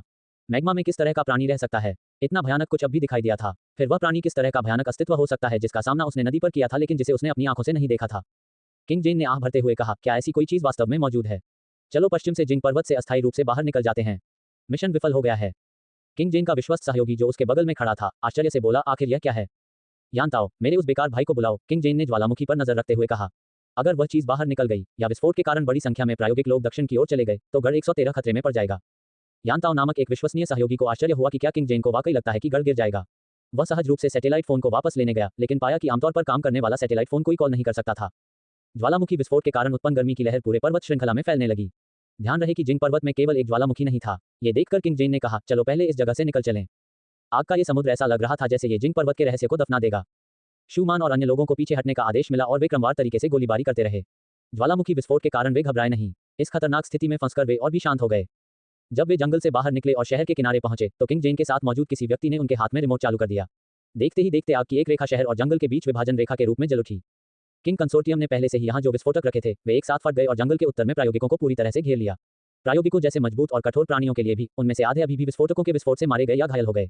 जहां तक प्रायोगिकों की बची हुई लहर का सवाल है जो विस्फोट से प्रभावित नहीं हुई थी, वे केवल आग की दीवार के पीछे से देख सकते थे क्योंकि किंग कंसोर्टियम के कर्मचारी पीछे हट रहे थे। प्रायोगिक दल यहां ज्यादा देर तक नहीं रुका। इसके बजाय वे जंगल में वापस चले गए। ऐसा प्रतीत होता है कि वे इस क्षेत्र से गुजरने के लिए कोई दूसरा रास्ता तलाश रहे थे। हौंकते हुए जू जियांचू वापस लौटा और किंग जेन के पास आया। उसने अपना सिर नीचे किया और कहा, माफ करना, मैं जू जियांचू को वापस नहीं ला पाया। पब फ्यूचर द्वारा विज्ञापन। ठीक है, किंग जेन ने अपना सिर हिलाया। कार में बैठो, हम पश्चिम की ओर चलेंगे। वहां एक और रास्ता होना चाहिए जो हमें वापस गढ़ 112 तक ले जा सके। किंग जेन फिर मुड़ा और चला गया। जमीन पर उसके चमड़े के जूतों की आवाज ने उसके कदमों को शांति का आभास दिया। सैन्य परिवहन ट्रकों और ऑफ रोड वाहनों के साथ साथ कई अन्य भारी मशीनों का एक बड़ा काफिला शहर के किनारे पर खड़ा था। जूमान ने कोई हरकत नहीं की। किंग जेन ने पलटकर उसकी तरफ देखा। तुम मुझसे पूछना चाहते हो कि मैंने तुम्हें बचाने के लिए अपने लोगों को क्यों बुलाया? इससे बहुत ज्यादा प्रभावित मत हो। ये हमारे बीच का मामला है। मैंने तुम्हें बचाने के लिए सिर्फ अपने लोगों को बुलाया क्योंकि मुझे अभी भी तुम्हारी जरूरत है। जूमान हकलाया जैसे वह कुछ कहने वाला हो। अंत में किंग जेन ने हंसते हुए कहा, अपनी वफादारी की बातें बचाकर रखो। मैंने कभी उस पर विश्वास नहीं किया। लेकिन इस समय आगे एक सैनिक चिल्लाया, ये बुरा है। अब हमारे वाहन नहीं चलाए जा सकते। आओ और देखो कि टायरों को क्या हो गया है। जूमान चौंका। क्या हुआ? क्या टायर पंचर हो गए हैं? हम टायरों को ठीक करने और उनमें हवा भरने के लिए टायर जैक और मशीनरी लेकर आए हैं। सिपाही ने कड़वे भाव से कहा, ये पंचर नहीं है, हमारी गाड़ियों के टायर काट दिए गए हैं। जूमान और किंग जेन उलझन में थे। पहले शांत रहने वाले किंग जेन की मुस्कान और भी सख्त हो गई। उद्धरण चिन्ह डॉट डॉट डॉट। जू जियांचू, ये पहली बार है जब मैं किसी को मारने के लिए इतना उत्सुक हूँ। जूमान, मेरी वर्दी लाओ। किंग जेन और जूमान को पता था कि जू जियांचू दक्षिण की ओर भाग गया है, लेकिन उन्होंने वास्तव में ऐसा कुछ होने की उम्मीद नहीं की थी। जूमान की राय में टायर पंचर करना ही काफी था, लेकिन इसके बजाय उनके प्रतिद्वंद्वी ने टायरों को काटना ही बेहतर समझा। टायरों को काटने का मतलब यह होगा कि किंग कंसोर्टियम के सभी लोगों को जिंग पर्वतों को पैदल ही छोड़ना होगा। ये वास्तव में उतना खतरनाक नहीं था, लेकिन यह निश्चित रूप से उन्हें दयनीय बना देगा, खासकर अगर वे सफेद सूट पहने हुए हों। जूमान ने किंग जेन के पीछे धीमी आवाज में फुसफुसाया, इस मिशन की विफलता के कारण संघ तुम्हें दंडित कर सकता है। किंग जेन को इससे कोई आपत्ति नहीं थी। कोई बात नहीं, उन बूढ़े लोगों को अभी भी किसी ऐसे व्यक्ति की जरूरत होगी जो उनका काम करे। मैं इसे कुछ समय के लिए छुट्टी लेने जैसा ही मानूंगा। हम इससे कैसे निपटेंगे रेन शियासु? जूमान ने पूछा। अगर वह जिंग पहाड़ों में नहीं मरा तो वह निश्चित रूप से गढ़ 113 में वापस जाने का कोई रास्ता खोजेगा। किंग जेन ने कुछ देर सोचने के बाद कहा, जब दूसरे फोन से काम करने लगे तो लुओ लैन से कहो कि वह अभी भी उस पर नजर रखती है। जहां तक उससे सोचने का सवाल है, मैंने अभी तक इस बारे में नहीं सोचा है। साथ ही उसे जल्दी से झांग जिंगलिन को भेजने के लिए कहो। वह व्यक्ति हमारी निगरानी में मरना नहीं चाहिए। ये बहुत संभव है कि किसी को पहले ही उसकी हत्या करने के लिए भेजा गया हो। लेटेस्ट नॉवेल्स के लिए नोवेल BNCOM देखें। रेन शियासु वास्तव में वह व्यक्ति था जिसने किंग कंसोर्टियम के प्रेमियों के टायरों को काट दिया था। उस समय किंग कंसोर्टियम के लोग अभी भी प्रायोगिकों से लड़ने में व्यस्त थे, इसलिए उसने फैसला किया कि वह ऐसा कर सकता है। इसके अलावा रेन शियासु कुछ समय से किंग कंसोर्टियम को पकड़कर भाग रहा था, इसलिए अगर उसे अपना बदला नहीं मिला तो वह अपना गुस्सा नहीं निकाल सकता था। उसके पीछे ज्वालामुखी अभी भी फट रहा था। आकाश में चांद पहले से ही राख और धुओं के गुबार से ढका हुआ था। इसके अलावा ज्वालामुखी का विस्फोट और भी हिंसक होता जा रहा था। पब फ्यूचर द्वारा विज्ञापन। रेन शियासु थोड़ा हैरान था। ज्वालामुखी के चट्टान में दहाड़ता हुआ वह जीव कौन था? अंत में भी उसने उसे पूरी तरह से बाहर निकलने से नहीं देखा। शहर से बाहर निकलते समय उसने देखा कि किंग कंसोर्टियम शहर के किनारे विस्फोटकों का विस्फोट कर रहा है। रेन शियासु ने एक बार फिर देखा कि इंसानों के पास विस्फोटक हथियार कितने भयानक होते हैं। रेन शियासु उसी मूल मार्ग से दक्षिण की ओर वापस जा रहा था जिस पर वह यहाँ आया था। उन्हें संदेह था कि रास्ते में अभी भी कुछ छिटपुट प्रायोगिक पक्षी हो सकते हैं, लेकिन पूरे रास्ते में वह ठिठक कर नहीं आया। वास्तव में रेन शियासु अब तक भयभीत नहीं हुआ था। उनकी छाया क्लोन की सुपर शक्ति और काले कृपाण को चलाने की निष्ठा के साथ उनकी विनाशकारी शक्ति अतुल्य थी। ये दोनों कौशलों को एक साथ रखने से और भी अधिक शक्तिशाली संयोजन बन गया। किसी तरह ये रेन शियासु के लिए आगे का रास्ता लग रहा था। हालांकि इस रास्ते में और भी कई मोड़ हो सकते हैं। गढ़ 113 की ओर वापस जाएगा समय सबसे खतरनाक जुड़े प्रायोगिक लोगों से नहीं, बल्कि सबसे खतरनाक जुड़े कुत्तों और भेड़ियों के झुंड से होगी। रेन शियासु ने अपने शैडो क्लोन की पीठ पर ले जाते हुए खुद को रिचार्ज किया। इस बीच छाया क्लोन इतनी तेजी से चल रहा था कि ऐसा लग रहा था कि वह हवा में तैर रहा है। ऐसा भी लग रहा था कि दौड़ते समय उसके पैर के पीछे एक छवि बना रहे थे। यद्यपि ऐसा लग रहा था जैसे वह अक्षम है और उसे उठाने के लिए किसी पर निर्भर रहना पड़ता है, लेकिन उसे इसकी परवाह नहीं थी। बीच में वह उस गुफा में भी गया जहां वह एक रात रहता था। वहां उसने पाया कि उस गुफा के शीर्ष पर सुंदर ढंग से लिखे गए शब्दों की एक पंक्ति दिखाई दी थी, ये तुम्हारे ठीक पीछे है। ये शब्द पहले यहाँ नहीं थे और ऐसा लग रहा था जैसे ये अभी भी चट्टानों में ताजा हों। रेन शियासु की याद में उसे याद आया कि जिस दिन वे यहाँ से निकले थे वह दिन यांग शियाओजिन पीछे रह गया था। किसी कारण से उसे अचानक लगा कि यह सुंदर लेखन वाली पंक्ति यांग शियाओजिन ने लोगों को डरने के लिए बनाई होगी। कितनी शरारती है ना? रेन शियासु ने यहाँ देखने के बाद दक्षिण की ओर वापस जाना जारी रखा। 1 घंटे बाद ज्वालामुखी विस्फोट के कारण जंगल की आग दक्षिण की ओर फैल गई। पूरी जंग पर्वत श्रृंखला आग का समुद्र बन गई थी। रेन शियासु को अपने पीछे भागते जंगली जानवर की आवाज सुनाई दे रही थी। ऐसा लग रहा था कि वे घाटी की ओर भाग रहे हैं। हालांकि इस तथ्य में रेन शियासु को परेशान नहीं कर रहा था। उन्हें यहाँ सब जगह बहुत समय लगा था, लेकिन जब वह वापस जा रहा था तो उन्हें बहुत तेजी से लगा। रेन शियासु को घाटी तकदीर में आधा दिन लगा। उन्होंने घाटी और ऊंची चट्टानों की दीवारों के ऊपर रोशनी की झिलमिलाहट को देखा। रेन शियासु ने आगे कोई बूढ़ा नहीं दिखाई दिया। जब तक वह काफी तेज थी, चेहरे पर कीड़े, भेड़िए या यहाँ तक कि अकेलेपन से उसे पकड़ना संभव नहीं था। रेन शियासु को ले जाने वाला शैडो क्लोन हवा के झोंके की तरह घाटी से भागा। ऊंची चट्टानों की दीवारों के ऊपर मौजूद चेहरे ने एक इंसान की आभा को महसूस किया और झुंड में बाहर निकल आए। लेकिन जैसे ही वे बाहर आए, रेन शियासु पहले ही घाटी से बाहर निकल चुका था। रॉक पर बहुत देर तक फेसबुक बग्स टिप्स बने रहे। सभी एक दूसरे से अपने स्पर्श से संवाद कर रहे थे। क्या अभी कोई व्यक्ति यहाँ से गुजरा था? क्या वह कोई इंसान हो सकता है? जैसे ही वह घाटी से गुजरा, भोर हो गई। आकाश में बादलों के आवरण को चिरती हुई सुनहरी रोशनी की किरणें दिखाई देने वाली हैं। जब रेन शियासु ने ये नजारा देखा तो उसे थोड़ा और जोश महसूस हुआ। इस बार जिंग पर्वत की अपनी यात्रा में उसने बहुत कुछ हासिल किया था, भले ही वह वहां अधिक समय तक नहीं रुका था। लेकिन जब वह फिर से घाटी में वापस आई तो उसे अचानक लगा कि वह यहाँ आए हुए बहुत समय हो गया है। ऐसा लगा जैसे एक सदी बीत गई हो। उसे आश्चर्य हुआ कि यान लियुवान और सिस्टर शियाओयू घर पर कैसे हैं। रेन शियासु वास्तव में घर लौटने के लिए उत्सुक था। रेन शियासु को जंगल से कुछ हलचलें आती हुई महसूस हुई। वह चौंक गया, लेकिन उसे एहसास हुआ कि भेड़ियों का झुंड घाटी के प्रवेश द्वार के आसपास ही खड़ा था, मानो वे उसके वापस आने का इंतजार कर रहे हों। इसके तुरंत बाद धीरे धीरे आगे बढ़ते हुए भेड़ियों ने देखा कि रेन शियासु, जो अपनी छाया क्लोन की पीठ पर लेटा हुआ था, अपने झुंड के बीच से भाग गया। उन्हें प्रतिक्रिया करने का भी समय नहीं मिला। भेड़ियों का झुंड वहीं रुक गया और पेट रेन शियासु की दूर जाती हुई आकृति को देखने लगा। वह उनसे भी ज्यादा तेज था। भेड़िया राजा भी डरा हुआ हो गया। क्या वे इतने दिनों से यहाँ व्यर्थ ही इंतजार कर रहे थे? अध्याय 100 छवि का नाश। अनुवादक लेगे, संपादक लेगे। लियुआन, देखो मैं तुम्हारे लिए क्या लाया हूँ। वान फुगुई की आवाज स्कूल में दिखाई देने से पहले ही दूर से गूंज उठी। जब यान लियुआन ने कंबल के नीचे अपनी आंखें खोली तो उसने बिस्तर से बाहर निकलने से इनकार कर दिया। जियाओयू कपड़े तह करते हुए कह रही थी, उठने का समय हो गया है लियुआन। मैं नहीं चाहता, मुझे थोड़ी देर और सोने दो, यान लियुआन ने बड़बड़ाया। शियाओयू ने हंसते हुए कहा, अगर आप हर दिन 15 मिनट पहले उठते हैं तो आपको साल में 90 घंटे अतिरिक्त मिलेंगे, जिसका इस्तेमाल आप अपनी पसंद के कामों में कर सकते हैं। जरा सोचिए, आपको सबसे ज्यादा क्या करना पसंद है? यान लियुआन ने अनिश्चितता के साथ कहने से पहले काफी देर तक सोचा। मुझे सोना सबसे ज्यादा पसंद है। उठ जाओ, शियाओयू ने भौहें सिकोड़ते हुए कहा, तुम अपने भाई से भी ज्यादा परेशान करने वाले हो। शियाओयू ने यान लियुआन का कंबल उठाया। अंदर की गर्म हवा एक ही बार में बाहर निकल गई और यान लियुआन अनिच्छा से बिस्तर से बाहर निकल गया। अब सर्दी का मौसम था और इस युग में सर्दियों का तापमान बहुत ठंडा होता था। यान लियुआन की याद में हर साल सर्दियों के दौरान लोग सड़कों पर या अपनी झोपड़ियों में ठंड से मरते रहते थे। झोपड़ियां केवल पेड़ की शाखाओं या धातु के फ्रेम से बनाई गई थीं, जबकि 4 दीवारें टूटे हुए चित्रों और कपड़े से लिपटी हुई थीं। ये निर्माण हवा से अंदर किसी को भी बचाने में पूरी तरह से असमर्थ था। उन वर्षों के दौरान वह और रेन शियासु हमेशा ठंड से अपनी झोपड़ियों में कांपते रहते थे। रेन शियासु ने यान लियुआन को लपेटने के लिए अपने सभी गर्मियों और सर्दियों के कपड़े भी निकाल लिए, लेकिन फिर भी वहां बहुत ठंड थी। लेकिन जब भी वह उन दिनों के बारे में सोचता, यान लियुआन हमेशा बहुत खुश महसूस करता। पब फ्यूचर द्वारा विज्ञापन। उन्होंने याद किया कि उस समय रेन शियासू ने उनसे क्या कहा था, मनुष्य की खुशी आनंद से नहीं बल्कि उस दुख से आती है जिससे हम गुजरते हैं। जब आप दुख के सबसे बुरे क्षणों से गुजर रहे होते हैं और मिठास का स्वाद लेते हैं, तो आप हर हाल में जीना चाहते हैं। चीज़ों का वह मीठा स्वाद शायद दूसरे लोगों को ज्यादा पसंद न आए, लेकिन यह उस पल की सबसे बड़ी खुशी होती है जिसे आप महसूस करते हैं। कभी कभी यान लियुआन को लगता था कि यदि रेन शियासू गढ़ के अंदर पैदा हुआ होता तो वह संभवतः एक दार्शनिक होता, जैसा कि श्री झांग ने पहले कक्षा में वर्णित किया था। वान फुगुई 2 शकरकंद लेकर अंदर आया और उनका अभिवादन किया। ज़ियाओ यू, मैं आप में से प्रत्येक के लिए एक लाया हूँ। जब वे गर्म हो तो उन्हें खा लो। चाचा फुगुई, यान लियुआन ने उनसे शकरकंद लिया और पूछा, आपको शकरकंद खाना इतना पसंद क्यों है? आप उन्हें हर दिन भूनते हैं।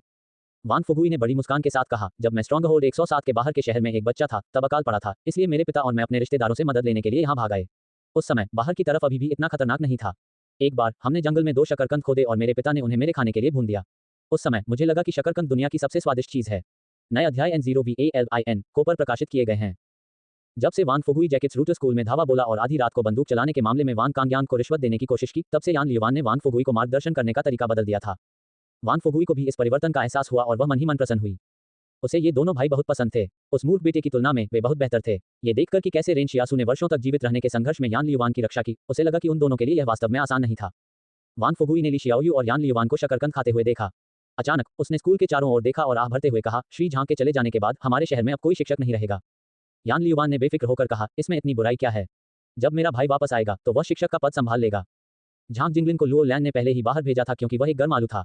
जिस दिन उसे बाहर भेजा गया वह शायद शहर के हालात के लिए अब तक का सबसे सनसनीखेज दिन था। स्कूल के प्रवेश द्वार के बाहर कई सैन्य परिवहन ट्रकों और ऑफ रोड वाहनों के रहने और गढ़ के उस बड़े आदमी, जिसका नाम लुओ लैन था, ने सचमुच झांग जिंगलिन को प्रणाम किया। यह उम्मीद नहीं थी कि उनके शहर के मिस्टर झांग इतने महत्वपूर्ण व्यक्ति होंगे। अगर उन्हें पता होता तो वे फीस पर कंजूसी नहीं करते और अपने बच्चों को भी स्कूल में पढ़ने के लिए मजबूर करते। कौन जानता था कि उन्होंने किसी प्रकार का संबंध स्थापित कर लिया होगा। इसे ध्यान में रखते हुए कई शरणार्थियों ने फैसला किया है कि वे अपने बच्चों को स्कूल भेजेंगे। उनका तर्क ये था, वे अपने बच्चों को ज्ञान के लिए नहीं बल्कि संबंध बनाने के लिए स्कूल सुखद चाहते थे। लेकिन इससे पहले कि वे आगे कुछ कल्पना कर सकें, लुओ लान ने उसी दिन झांग जिंगलिन को भेज दिया। यान लियुआन और शियाओयू, जो स्कूल में रह रहे थे, सभी ने पूरी तरह से देखा। झांग जिंगलिन के चले जाने के बाद भी वान कांगयांग उन्हें कोई और परेशानी देने नहीं आया। पब फ्यूचर द्वारा विज्ञापन। लेकिन फिर भी बहुत सारे शरणार्थी स्कूल के प्रवेश द्वार पर दिखाई देने लगे। फल या सब्जियां संचालित हुए। वान फुगुई ने उनसे कुछ पहले भी देखा था और जाना था कि वे आमतौर पर फैक्ट्री में काम करते हैं। हालांकि वे सभी यहाँ एक दूसरे को न जानने का नाटक कर रहे थे। इस समय वान फुगुई को यह एहसास हुआ कि शहर पर किले का नियंत्रण उतना आसान नहीं था जितना उसने सोचा था। कुछ चट्टानों को किले में रहने वालों की आंखों के लिए खरीदा गया था। आम दिनों में ये लोग आम शरणार्थी थे, लेकिन जब भी कोई विद्रोह या हड़ताल करना चाहता था तो वे तुरंत गढ़ में मौजूद लोगों को सूचित करते थे और विद्रोहियों के नाम बता देते थे। इसमें कोई आश्चर्य की बात नहीं थी कि पिछले 2 हमलों को निजी सेना ने इतनी जल्दी दबा दिया था। ऐसा इसलिए था क्योंकि उनका ध्यान यहाँ था। वान फुगुई को इन लोगों के चेहरे याद थे और उन्होंने ध्यान रखा कि वह उनसे नाराज न हो और न ही उन्हें कभी बताया कि वह वास्तव में क्या सोच रहे थे। प्रवेश द्वार पर केवल शरणार्थी ही नहीं थे, कुछ लोग ऐसे भी थे जो स्पष्ट रूप से गढ़ के निजी नागरिकों की तुलना में अधिक कठोर और निर्दयी दिख रहे थे। वान फुगुई ने अनुमान लगाया है कि वे किंग कंसोर्टियम के लोग हो सकते हैं। रेन शियासू के बारे में बात करते हुए वान फुगुई ने भौहें सिकोड़ी। आगे कोई व्यक्ति है जो जिंग पर्वत के पास एक फैक्ट्री में काम करता है और अभी चुका है। उसने कहा कि उसे लगता है कि कुछ चल रहा है और पहाड़ों में एक ज्वालामुखी फट गया है। जिंग पर्वत के ऊपर का पूरा आकाश अब काले बादलों से भर गया है। हालांकि यान लियुआन ने बहुत ही शांत स्वर में कहा, मेरा भाई निश्चित रूप से ठीक हो जाएगा। ऐसा इसलिए था क्योंकि उनकी इच्छा थी कि वे अपने जीवन का उपयोग ये सुनिश्चित करने के लिए करें कि रेन शियाओजू सुरक्षित वापस लौट आएं। चूंकि वह अभी भी मेरा नहीं था, इसका मतलब था कि रेन शियाओजू ठीक था। अगर उसने वान फुगुई और शियाओयू को इस बारे में बताया तो शायद वे उस पर यकीन नहीं करेंगे। लेकिन यान लियुआन भी अपने रहस्य नहीं बताता। वान फुगुई ने कुछ क्षण सोचने के बाद कहा, सच है, रेन शियासू बच्चे के रूप में निश्चित रूप से एक सहस्राब्दी तक संकट उत्पन्न होकर जीवित रहेगा। लेकिन ठीक इसी समय वान फुगुई को लगा कि उसकी गर्दन के पीछे बाल खड़े हो गए हैं। वान फुगुई ने खुद को शांत किया और अपने संदेहों को दबा दिया। फिर यान लियुआन और शियाओयू से फुसफुसाया, तुम दोनों को सावधान रहना चाहिए। अगर तुम शहर छोड़ना चाहते हो तो मुझे बताओ, मैं किसी रास्ते पर सोचने में मदद करूंगा। मुझे नहीं लगता कि ये लोग यहाँ तुम दोनों के लिए हैं। इसके बजाय उन्हें रेन शियासू को प्रभावित करना चाहिए। वान फुगुई बहुत होशियार था। उन्होंने इस बारे में बार बार सोचा और फिर यह निष्कर्ष निकाला कि स्कूल के प्रवेश द्वार के बाहर खड़े लोग एक जाल की तरह थे जो किसी के फंसने का इंतजार कर रहे थे। झांग जिंगलिन को भेजा गया था तो ये जाल रेन शियासू के अलावा और किसके लिए हो सकता था? वे रेन शियासू को उपहार देना चाहते हैं। क्यों? शियाओयू ने लगभग आश्चर्य से कहा। वान फुगुई ने इस पर बहुत देर तक विचार किया और फिर कहा, क्या रेन शियासू ने जिंग पहाड़ों के गढ़ में रहने वालों के लिए परेशानी खड़ी की होगी? ये काफी संभावना है। हालांकि सच्चाई अभी भी वान फुगुई की कल्पना से परे थी। रेन शियासू ने न केवल बैंड के लोगों के लिए परेशानी खड़ी की बल्कि उन्होंने किंग कंसोर्टियम के लिए भी परेशानी खड़ी कर दी। इस समय किंग जेन एक पहाड़ी पर आदर्श भाव से खड़ी थी। हमें गढ़ 112 पर वापस आने के लिए कितनी देर तक चलना होगा? जूमान ने आह भरते हुए कहा, बॉस, आपने भी गाली गलौज और कसम खाना शुरू कर दिया है। निराश किंग जेन ने कहा,